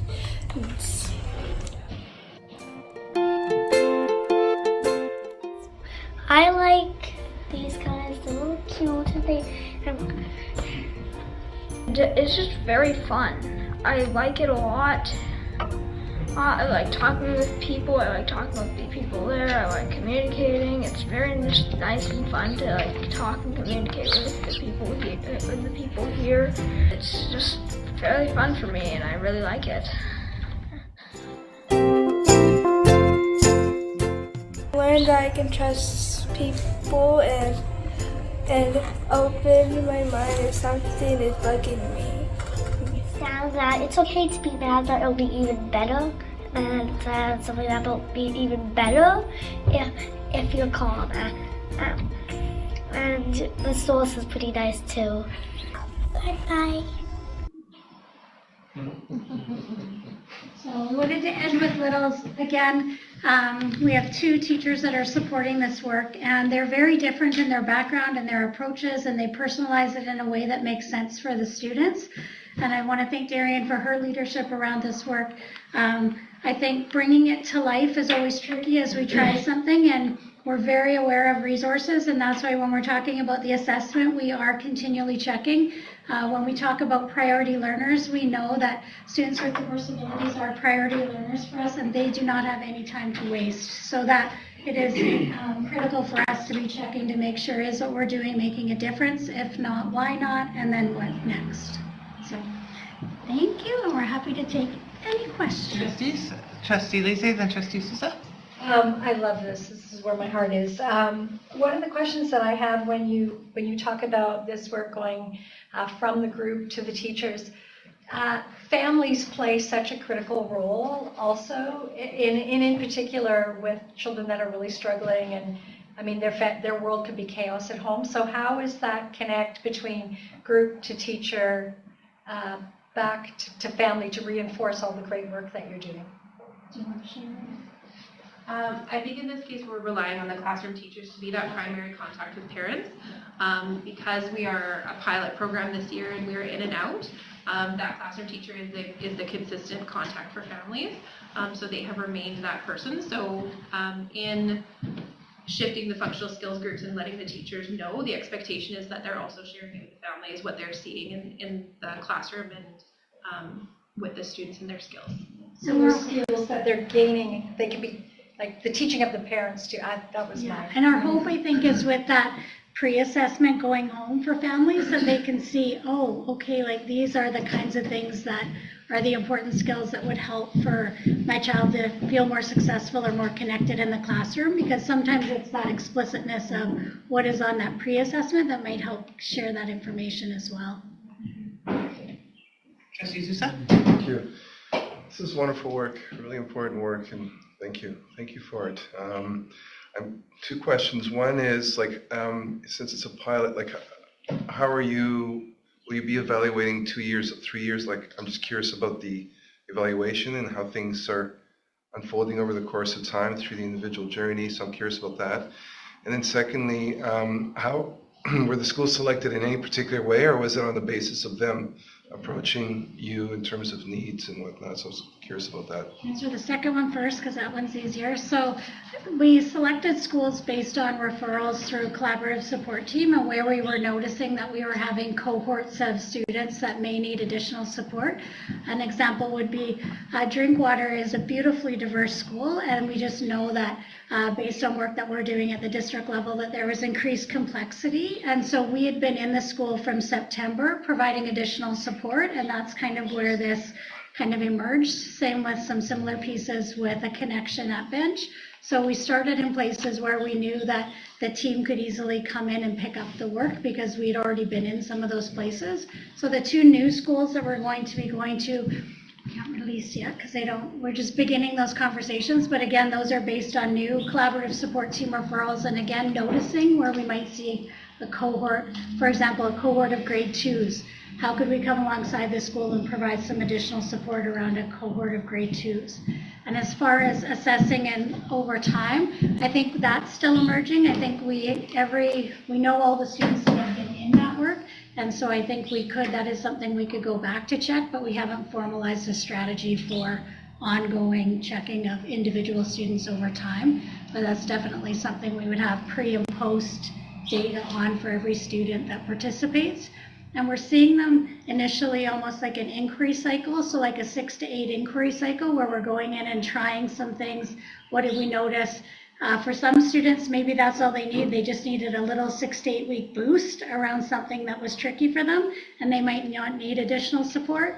Where students might need additional support, then how can we go alongside the school team to pick up that work moving forward so that we can then continue to provide that in another location. So of course my dream would be to be able to get to every school so that everyone has the opportunity to participate in that and then start going back. But again, the dream is to have the competency and confidence across the system to not need a district supported approach. Any other questions? Thank you for following up with this. I was curious as to how this was going to work and hopeful with you saying that you're pulling out of schools and that you're going to be able to move into new places.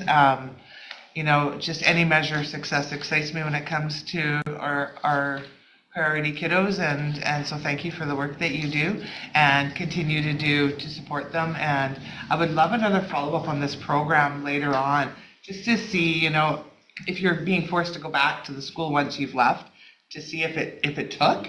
You know, I'd be really curious. So if you wouldn't mind. I'd love to come back, and we want to be invited back into schools for different kinds of things, not forced. So we're hoping that there might be a different cohort with a different set of needs where they need a different support. So I feel like if we go back, that's a win because staff felt comfortable with the process and the team to invite them back because they have to take a risk to have us in. So for me, I don't see it as forced, it's invitational. Excellent. Trustee Kraft. I don't. Is it just the both of you? Doing this work? Yeah. Oh, no. Okay. It's a team. No, we have 2 teachers that are supporting the work. So the 2 teachers and then the EAs and the learning support teachers, like it's a team approach in everything we do. Darian, I would say, is the lead and the brains behind kind of our system. And then I think fearless leader would be Darlene in terms of inspiring the work. And then we're actioning the work at a district level. And then we have fantastic people in schools bringing the work to life. Yeah, no, not us. A gap there for some reason. No, that's okay. Any other questions? Thank you, ladies, for spending time with us today. Thank you. Okay, 6.6. Superintendent. Excellent, thank you. Through you, Chair, I'd like to bring to your attention your board kit, page 19 of 38, and we're looking at 2 updated administrative procedures. First one being AP 255, Animals in School, and I'd like to thank Assistant Superintendent Margaret Olson for her work on this and bringing this forward. So we'll start there, pages 20 to 28 in your board kit. And again, what we're looking at here, updated to specify the conditions under which animals are permitted in schools, including a detailed description of assistant dogs, as well as the required steps for obtaining approval to bring animals onto district property. So I'll turn it back over for any questions. Any questions, trustees? Trustee Kraft? Quickly reading to the end here. Can you tell me a little bit about the different types of accreditation that a dog has to have in order to come into the school? I could probably answer some questions. I specifically don't know a whole lot about the accreditation, but I could ask maybe Assistant Superintendent Olson. If you're aware of the certification. There is a link in the documents to the accreditation so that we can update it as they change. But currently, there's a variety of different descriptors for assistant dogs, but they have to be trained. So, for example, you can't just order a certificate online. You can. You can. Yes, that's true. You can, but there is an expectation that the dog is highly trained. So then if someone, so there are specific standards and levels of behavior and so forth that these dogs have all met, and it's been confirmed that they have met this standard. Great. Thank you very much. I have a question from Trustee Doman when we talked about the agenda today. And his question was, is there going to be any flexibility for example, if a student struggles with anxiety and is already exiting the room to have a test and they have a support dog that mom or dad or whomever brings in, like, will there be flexibility through consent from the principal to be able to still kind of honor those kind of things? Good. Thank you, through you, Chair. What I can see from this, first of all, is that the admin procedure provides clear guidelines for principals and vice principals when they're making decisions around having pets on school property. So I would say, is there flexibility? I think if a school-based team, for example, has put forward identified needs of a student, and it's outlined clearly in the student learning plan or in the IEP around the provision for need for a particular student. I think that there is flexibility there. What I could see is that there may be an area that a student may go and write a test, for example, and participate in that test. A parent would work with the school administration to have an assistance dog brought in, if it's a dog that they're looking at, brought in to provide that comfort and support for the students, and the parent would remove that pet after the test is completed. So I would say that there is flexibility, but clearly the procedures outline the guidelines that principals would be looking to. Thank you. Thank you. Trustee Croft. And I'm not too sure when this would take effect, but will there be a bit of an amnesty period for the folks who are already bringing in their pets so they maybe have time to change their lives around? Yeah, I think the amnesty period would be probably the start of next year. Okay. So and people get lots of warning and all that stuff. This would be rolled out across the system, and people would have to make those changes. So, great. Yeah, thank you. Good. Thank you. Excellent. Thank you. Any other questions? All right, moving on. Thank you. Again, page 19 of your package, and we're looking at, first of all, thanks to Secretary Treasurer Sandquist, we're looking at changes to, or revisions to travel expense reimbursement. And the rationale here is just it's been updated to allow for variance from the per diem allowance with approval from the district leadership team and trustees. Just speaking very briefly to this, changes came into play in that there are required activities or events that staff and trustees are attending, and I know in some instances the per diem amounts that have been provided are not adequate, and people are being asked to be out of pocket for particular expenses. Secretary Treasurer, I'm not sure if there's anything further you want to add to this. No, it's with approval of superintendent or board that on those have to attend, not pro diem option events, the per diem can be waived. Okay. Any other questions? Any questions, sorry? Seeing none? Excellent. Moving on. Thank you, Superintendent. Mr. Sandquist, the floor is yours. Thank you. I will, and I don't know if I'm going to make 20 minutes, but there is no limit to the time frame on this. You do not need to extend. Just means it might be a bit.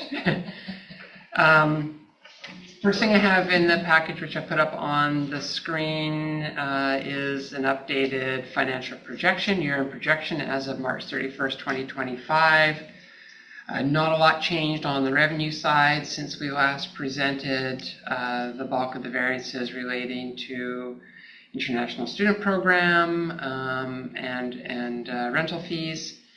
Coming down to salaries, a bit of variance in there. We're still looking at about $339,000 under on casual replacements. That's one of the items that's recommended for reduction in the 25-26 budget. But the rest of the salaries are beginning to line up and solidify as we move to the end of the year. And then we're down under budget by about $438,000 on employee benefits. So overall, again, thinking we're going to be about 150 under on utilities. We are currently projecting right now, as of March 31st, a surplus of $1.3 million. So that has moved up a bit, predominantly related to stability in the replacement budgets and a little bit better than expected wages as we move towards the end of the year. Usually expected, as people tend to if they leave, they're replaced by a less expensive teacher, for instance, on a leave replacement. So not unexpected, and moving in the right direction as we move into balancing the 25-26 annual budget. So if there Any are questions? Okay, so I need to take you through a bit of a PowerPoint now related to the 25-26 annual budget. I sent this information out to all committee members and as well to everybody who receives the package in advance. So what came out was the presentation I'm going to give today, the bylaw, and a guided tour of the 25-26 budget. So I'm just about to bring that up here as soon as I can share this. Okay.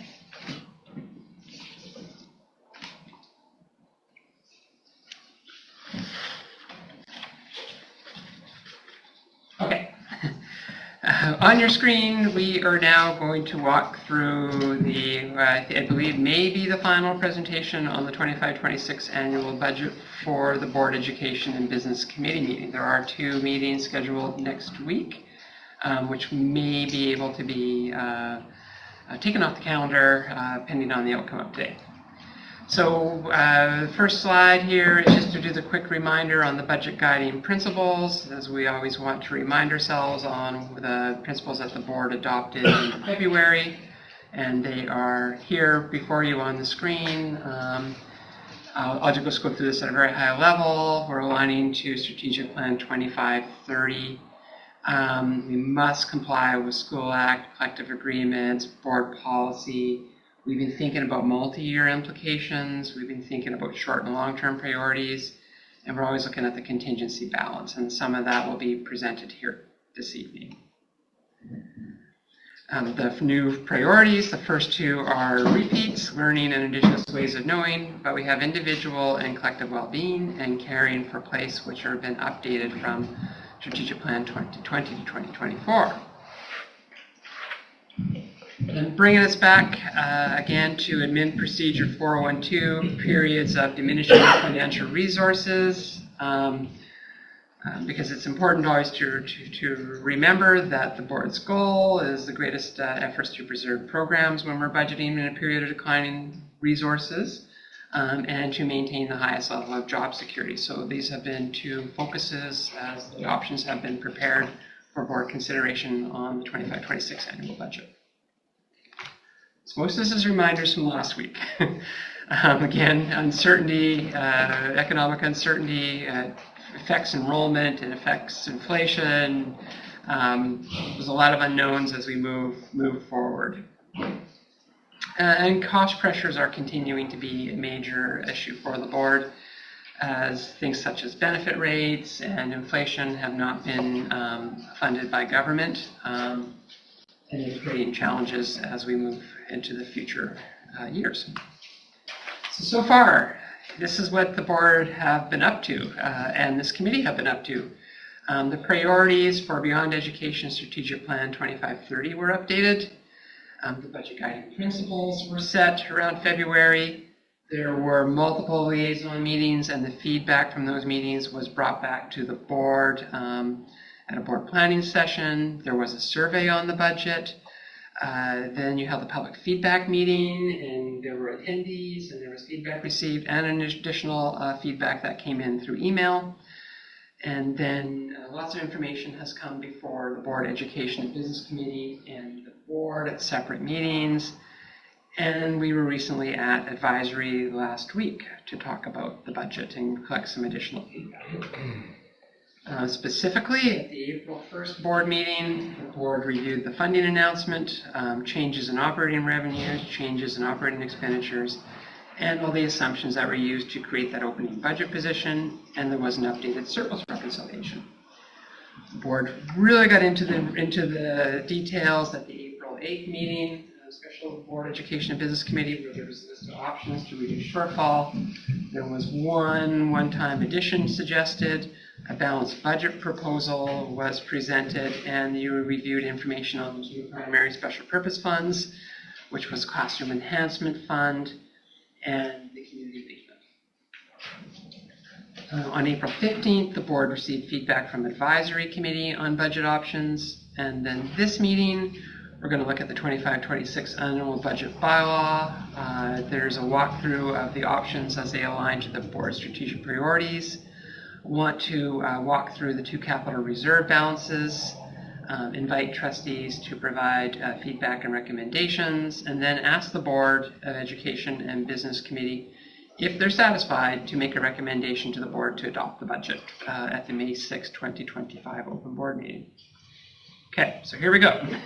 This is where things get new. On March 13th, the ministry came out with our annual facilities grant, and at the last meeting, I told you it was going to be $2.4 million, and it quietly got updated to $2.662 million during the month of April. The ministry were working on the information that they had, and the Ministry of Infrastructure was more generous in regards to the annual facilities grant and have upped those allocations for all boards, but nothing actually came out to tell us that. It was when we were looking at the annual facilities grant plan that you'll see on the agenda later this evening that I got into a debate with our capital manager and our director of operations on the actual amount of this grant. And we had to make a call to the ministry and find out that it's actually $240,000 more than we thought. Excellent. So, that covered off the Quamachin water system that you'll see later on. So, just updating you, this is recent, it's new, it's better news than we originally had an annual facilities grant, and it's moving up, and that's in the right direction for inflation. So here's where I'm going to walk through trying to align the options with the board's strategic priorities. These are just my own alignment, recognizing that trustees may align differently to the strategic priorities. So this document on the screen is where we started. So the very first line, and I've got it broken down with a column for revenues, surplus, expenditures, and shortfall. So when we first came on April 1st, we said that we were $3.9 million in shortfall, and we hadn't at that point brought in any surplus. So as I walk through here, these notes align to the document that I provided you at the last meeting. And I could have said you could bring that for the descriptions, but if you want to review it later on, those note numbers are there that align with the notes on your previous document, the one that was a big 11 by 17, two-sider with a bunch of pages behind it. So number one, when we were last here, we said you could bring in $2.35 million of surplus, and I put that in the surplus column. We talked about bringing in the Integrated Child and Youth Counseling Program, ICY, and it had revenues and expenditures. And I'm saying that that is an individual and collective well-being priority. On reductions, we had a note on non-enrolling ratios that didn't actually reduce any of the ratios. It just funded them differently. In other words, we're having more divisions funded from Classroom Enhancement Fund than we are from the operating budget. No changes to library, LA, ELL, or counseling or resource numbers on the ground. There really isn't a strategic priority for that because it doesn't really have one. It doesn't actually a physical change to the number of staff. Snow removal, I call that caring for place, because it is caring for our facilities, and the reduction of $60,000 being recommended as our USW staff are able to take on those duties and we no longer need to contract them out. And we're working on getting that third vehicle. We lost the one that we thought we were hoping to get. Summer work, this related to counseling time and resource time that happens in the summer, so that was a 50% reduction. And I think that does potentially have an impact on learning, so it's there. Not to say that there isn't an impact for any one of these, there probably is. Number of department heads, by reducing them from 35 to 28. could be an impact on learning environment. Custodial time for declining enrollment, assuming that we're going to have fewer classrooms and can find those savings in those schools when those classrooms close. That's caring for place. Replacement costs, when we went through the projection a few minutes ago, I say we're about $330,000 under budget. Hoping that trend continues, we recommended taking $100,000 of that what looks to be in a contingency now. So that is a surplus builder this year that won't be there next year if in fact we come in at that same level. We're taking part of that as to balance this year's budget. BC carbon tax implication, I think that's an environmental thing. Caring for place definitely affects there, but it's not one that we have any control over. It has been reduced from the fuel, diesel and gas that the board will be paying for the bus fleet and for the white fleet, as well as we'll be reducing the amount that the board are going to pay for natural gas to heat the schools that have that fuel supply.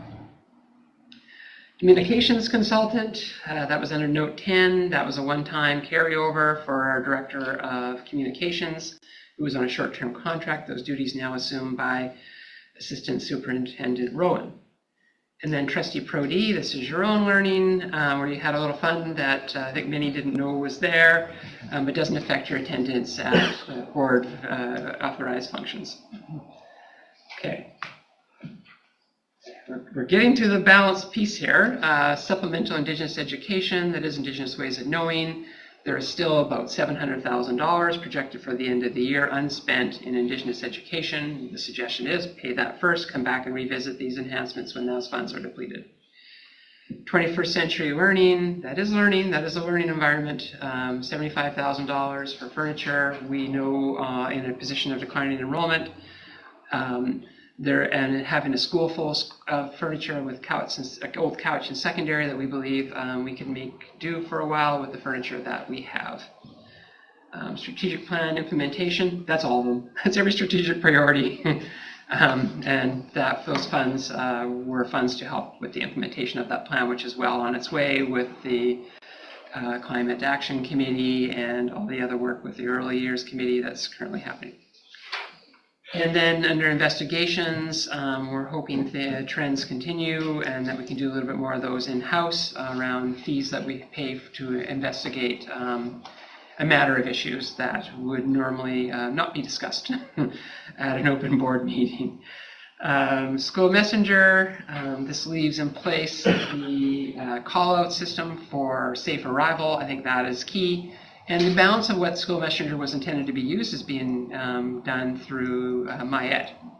So it's not being used at all. The component for parent communication, MyEd, is being used. So we believe we can change this that contract and just maintain the safe arrival. Change in security software, that doesn't really affect the organization other than the District Principal of Innovation and Technology has found a new solution that will likely save $45,000 on the security software, and we suggested taking half of that and leaving the other half for inflation on technology. And then maintenance of television installation, a budget that has not been really accessed. Our maintenance department have been doing this work within their existing allocation. It's not a reduction to anybody's position. It's just a budget that wasn't being fully utilized. And then we have average teacher salary adjustment. Again, this has no strategic priority. It doesn't affect anything. We take everybody we have today, we roll them forward, we do all the increments. We know, as I just demonstrated in the projection, that as we go through the year, we don't have the same teaching, exactly the same, we don't start the year with exactly the same teachers that we finished the year with. And that's for a number of reasons, which could be retirement or medical leaves. And typically when somebody comes in, they are newer on the pay scale than the individual who has retired. And so we believe that we can make this adjustment to the annual teacher salary safely within our budget and apply those savings. And then the one addition here I have for caring for place, because it is all the workers who care for all the places in the school district will benefit from the one-time small tool replacement intended to support the USW workers. So as you walk through that, you have revenues now at $106,734,899, a surplus utilization of 2.4176.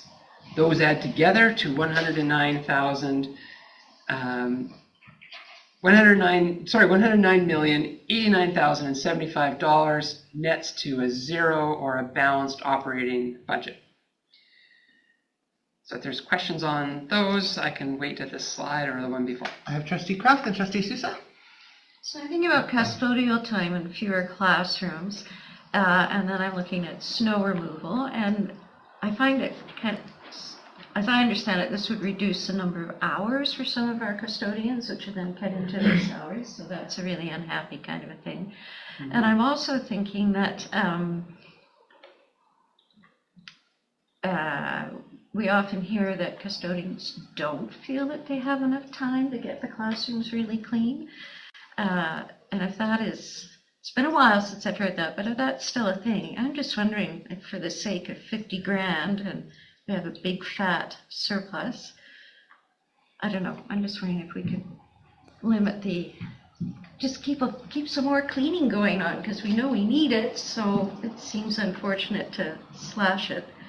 But I would balance that, if I can, with if we do get our own snow removal and our own staff are doing it, is that an increase for some of our staff in terms of now we have snow removal equipment, we need people to run it rather than contractors?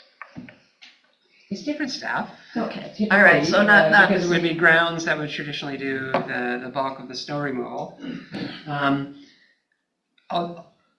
Not right or wrong, but I'll comment on reductions that have been made to other work groups in this budget. Okay.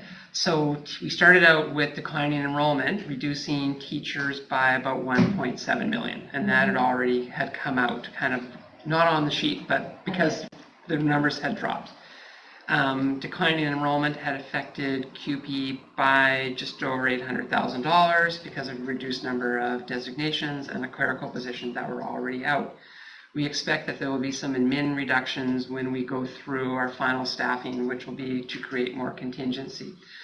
So it is unfortunate, but we also are going to be down about 300 students, which is the equivalent of an elementary school. And so if those spaces are closed, we do assume that the time, it does affect the work group. I'm not saying it doesn't, but we should be closing those spaces so as not to increase somebody's workload. Mm-hmm. Almost the equivalent of an elementary school. And in times, we have, again, what we've done in the past doesn't mean it's what we should do today, but this is how we managed moving from the years prior to 2014 when we were on decline. We had to reduce time and close space, lock it up, like it becomes inaccessible to the school. Is that a follow-up? I have Trustee Sousa. Sorry, I forgot what I was going to say, so no follow-up. My apologies. Trustee Sousa. 2 questions. One actually is a follow-up to that in terms of closing those spaces. I imagine there's still some kind of maintenance, even if it's not ongoing, involved, and would that be accounted for? So if like a classroom is closed over the course of the year, I imagine in terms of state of good repair, there's still some kind of budgetary, nothing? Like nothing, okay. Well, if the schools honor the closed classroom, which has always been one of the challenges, is that everybody sees, well, there's an extra classroom, I'm going to move in there and that's going to be my art room. But it takes a fair amount of control from the principal and from the school district to say they're closed, and they're closed because we can't support cleaning the spaces. Okay, thank you. And then the other question is around, so what remains of the surplus then? We're going to get to that. Thank you. Yes, I haven't quite asked for a motion or anything here yet. I have much more to go. Oh, okay. Not done yet. Trustee Croft. One last thing. I'm still really chewing on this. Personally, I think these places should be really clean, and if we can do it, they should be cleaner than maybe people are having an opportunity to do now. And I mean that only in terms of the resource that we offer them. So if we're down 300 students, which equals 1 elementary school, that seems a pretty tidy prediction to say that it's going to result in precisely 300 students less work, right? Because that's not how we divide up our classrooms. We divide up our classrooms by class and composition, right? Yeah? Yeah? Yes. So in the past, we made a horrible decision in 2009 where we cut custodians so badly that because we didn't see any way out, because boards before us didn't make decisions to help maintain what was coming. And so the decisions we made in 2009, which I have huge regret on, huge regret. We cut custodians so bad that we went backwards and our building started to fall apart.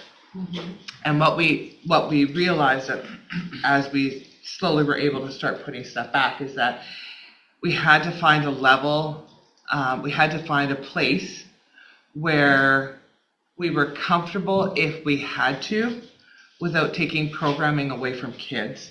Where would that be? And so as we moved through and locking classrooms, it worked. It actually worked. When we locked classrooms, it worked. Not in all schools, but it worked. My thoughts is if we have to give back to all. We can't just give back to one, because I know there's two sets of eyes looking at me right now, and one's saying, "What about our EAs?" And the other one is saying, "We need our custodian time." And we have to weigh the odds of all of our partner groups, and what can we do to make sure that this works for all. I'm not trying to debate the budget. What I'm trying to say is that we made a drastic decision before that I never want to see us make again. And I want to remind myself that boards of the past weren't willing to make better decisions in order for us to not have to have made the decisions we were forced to make in 2009. Okay.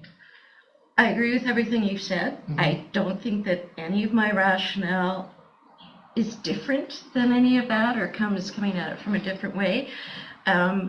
When we have fewer students, I can understand why that has an impact, especially on our working groups whose salaries are tied to the number of students. I think that our custodians are tied to dirty classrooms, right? And so I guess if you can close them, but my real question where I was headed most recently was that I just wonder if we can really predict that 300 kids equals X number of closed classrooms, because that's not the only thing, that's class size and composition. Yeah. Yeah, I know between where we are this year and where we are next year, because we had more divisions in the system that the board weren't able to pull back when we ended up with the 149 student drop and then next year's drop. It's about 15 divisions. So it is close to an elementary school, which would be 16 divisions for a full Cobble Hill or Maple Bay or Shemana size elementary school. So we do know we're going to be down about 15 enrolling divisions. So that's just history as well as just projection. Okay, thank you. Any other questions? Okay, keep going, Mr. Sandquist. Well, thank you for the questions. This was the next slide, was just right where Trustee Sousa wanted to go. What does the surplus look like now? So we finished the 23-24 year, so that's July 1st, 2024, this year, with $3.962 million in surplus. I've just shown you an updated projected surplus of $1.32 million. Whether it happens or doesn't happen is what we're projecting right now on the numbers that we had available, which would put the surplus available at basically $5.28 million at the end of the year.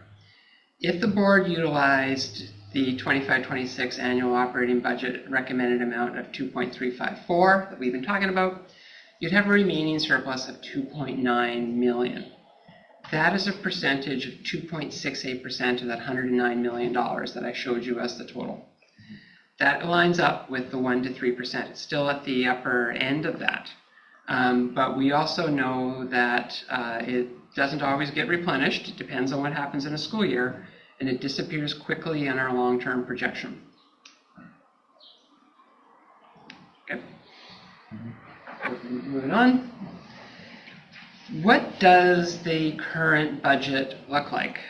94.77% of the revenues in this budget come from the provincial grant and local education agreement. So they are as a result of the number of students. Almost 2% of the budgeted revenue comes from the international student program. You can see the small amounts there. But what's important is that 2.16% of the budget at 2.354 million is prior year surplus. So that pie is going to be difficult to maintain over time. So I just want to highlight that in a visual way. Where is the money in this budget going? Higher than ever. I don't know when we've had 90.58% in a budget of wages and benefits. Usually it's in the lower 90s, or much closer to 90 or 89%. So this budget does preserve a higher percentage of wages and benefits than some previous budgets. The board has looked at areas such as the 21st Century Learning Fund and their own learning fund and other things that were not a wage-based item. So, the services are generally the tuition to VIU for our dual credit programs and legal fees. Insurance is a tiny sliver. Supplies fuels the school buses, puts supplies into the schools. For instance, maintenance supplies, maintenance on buses, that's what's there. We've done something different this year with supplies, also for the board's information. Traditionally, there have been two allocations that have gone to a school. One is for their supplies and one is something called learning resources. And we realized that there were less actual books being purchased and a lot more digital resources and photocopying occurring. We blended those in a way to a single rate for our schools now to give them more flexibility over how they wish to spend their supply budget. We did that in consultation with the principal group as to what would make sense and how they receive their money. So there's no impact to the overall budget, but we're delivering their funds in a way that is more discretion for the school to decide if they want to buy color photocopies versus black and white. They have that ability to do that if it makes sense for them. But it also gives them more flexibility over how they spend their money. It's not, learning resources was a separate budget from 20 years ago that no longer made sense, and most school districts had eliminated and just bundled into a single rate. So just so you're aware, we did that in the supply allocation this year. It has had no financial impact. We did it in a way that every school was almost as whole as they were. There's always going to be winners and losers when you change a formula, but they weren't material. By the time we found a formula that worked. I have a question on that. Trustee Lise. So have you heard back how if the schools, how they're adjusting and liking it, or? That'll be for next year. That'll be for next year. Yes, but our principals were very supportive of the idea. Their biggest concern was don't take anything away. We don't want to have less, but we like the idea of having more flexibility. And you might run out of your supply budget, but have a bunch of resource money, and or vice versa. It allowed them to actually have more flexibility over how they deliver those board allocations to their schools. A little more autonomy over it at the school level. And then this is where the money goes. That big, I know it's hard to see, but the big blue piece of pie, the dark blue, is instruction, 81.44%. So that is what we would consider our classroom-based, school-based expenditures. 18.56, I just call it support services. It's the district admin, it's the heat in the buildings, it's the tech department and operations and maintenance, it's insurance for the facilities, for instance, and then we have our busing system at 3.36%. So this is another visual. Goal is always to have that big blue pie as strong as possible, and that's the resources that are as close to the kids. But also realizing without those support services, that other pie can't function. You still have to pay people and buy things, for instance, and fix schools. This next slide here is just a reminder for the board. There's a lot of commitments out there on ministry restricted and local capital. So this year, Ministry restricted started at $1,037,000, but there was remaining room in the previous allocation from the ministry to complete the Mill Bay Nature School renovation. So that was drawn down, leaving $780,000 in ministry restricted capital. So that's one that you need the government to tell you that it's okay to spend. Board holds it. Probably came out of a property sale at some point, but which was the funds that originated from the Ministry of Education and Childcare. So they have discretion over that. But you still have a reasonably strong local capital budget, and we project $40,000 in interest this year. A little bit's going out for some childcare building overages. Snow blades were bought for transportation in order to do that work with the snow removal. The U-Bus charger had a little bit of overrun, so that came out of there. And then the board is, why it's up here is you have commitments outstanding. There's $15,000 this year and next year on custodial equipment still. That's the first line at $30,000. You have $100,000, which is $50 this year and $50 next year on transportation equipment and operations. They just divided it up as $55,500 and $44,500. So you remember those. And then we have the SDS software upgrade continuing out of local capital, which was the final phase of upgrading the payroll systems and the accounting systems. So you still have a reasonably healthy local capital balance of $1.36 million. You've completed the Cowichan Secondary project, which drew down a significant amount of that and a significant amount of ministry restricted capital, $2.2 million in total out of those two funds. And that's just here for your information as it is part of our budget. Any questions? Trustee Croft.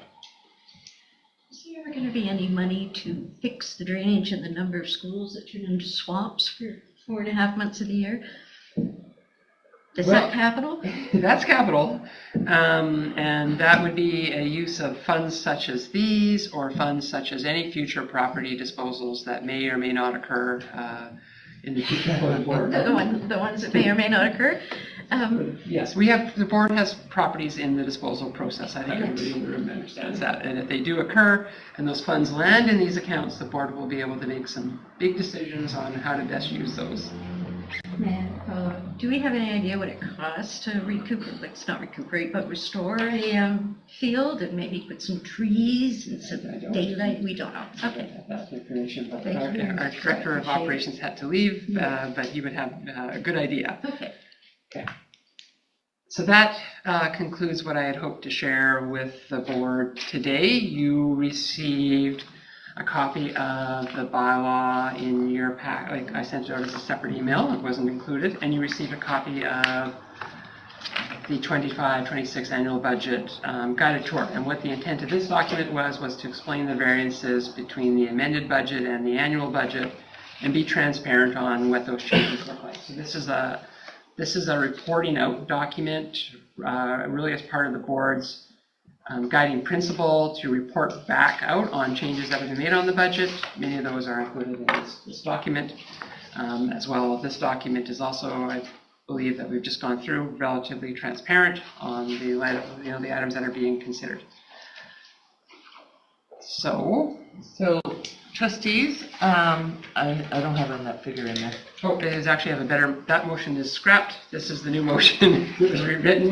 Before we get there, trustees, is there any additions you would like to make before this budget bylaw is sent to the board?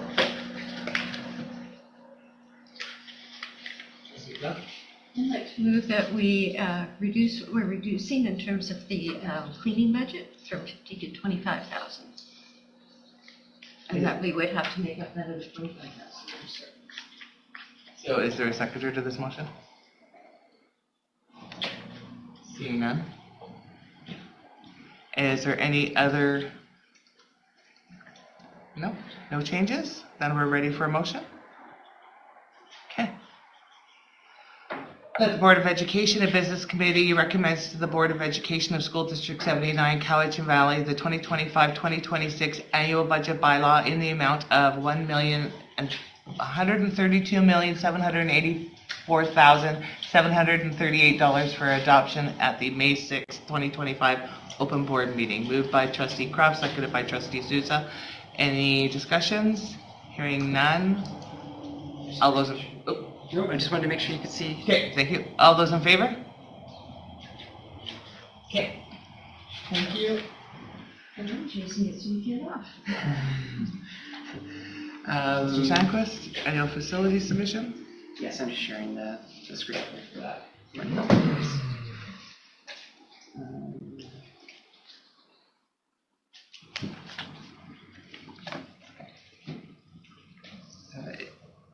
Included in your package is the annual. Smallest print ever. Oh, you know what? It actually didn't all come in, unfortunately. My God. Really? You know, it didn't scan, sorry, it's not. This doesn't have to be done here. It can be done at the board table, and unfortunately, it is actually a much bigger document than what ended up in the package. I would suggest that we print it out and we just bring it to the next meeting. It looks like this, and it has dollar amounts assigned to each one of these. Or I can walk out and photocopy it right now, and we can go through it. Trustees, would you like this just to come to the board, the main board table on May 6th? All right. Sorry, my apologies. We got. It's great, honestly. We're gonna have the document. All right, well, we'll move past 7.3 and it'll sit on the May 6th meeting. Thank you, Secretary Treasurer and trustees. Thank you. I know this is a hard time and I'm looking at all your faces and I can see it. So thank you. Mr. Sandquist. I would like to ask the board if they wish to cancel the special BEBC meeting that was scheduled to consider the budget recommendation to the board on April 29th, 2025. Yes, please, we're sending the bylaw to the May 6th open room.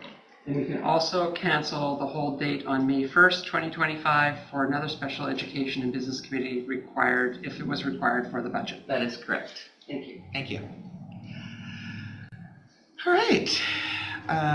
Nothing for policy committees. Highlights from the April 15th advisory committee meeting. Trustee Croft. We had a lovely meeting. It had been quite a while since we had gathered together. We shared a lot of things that were going on in the schools.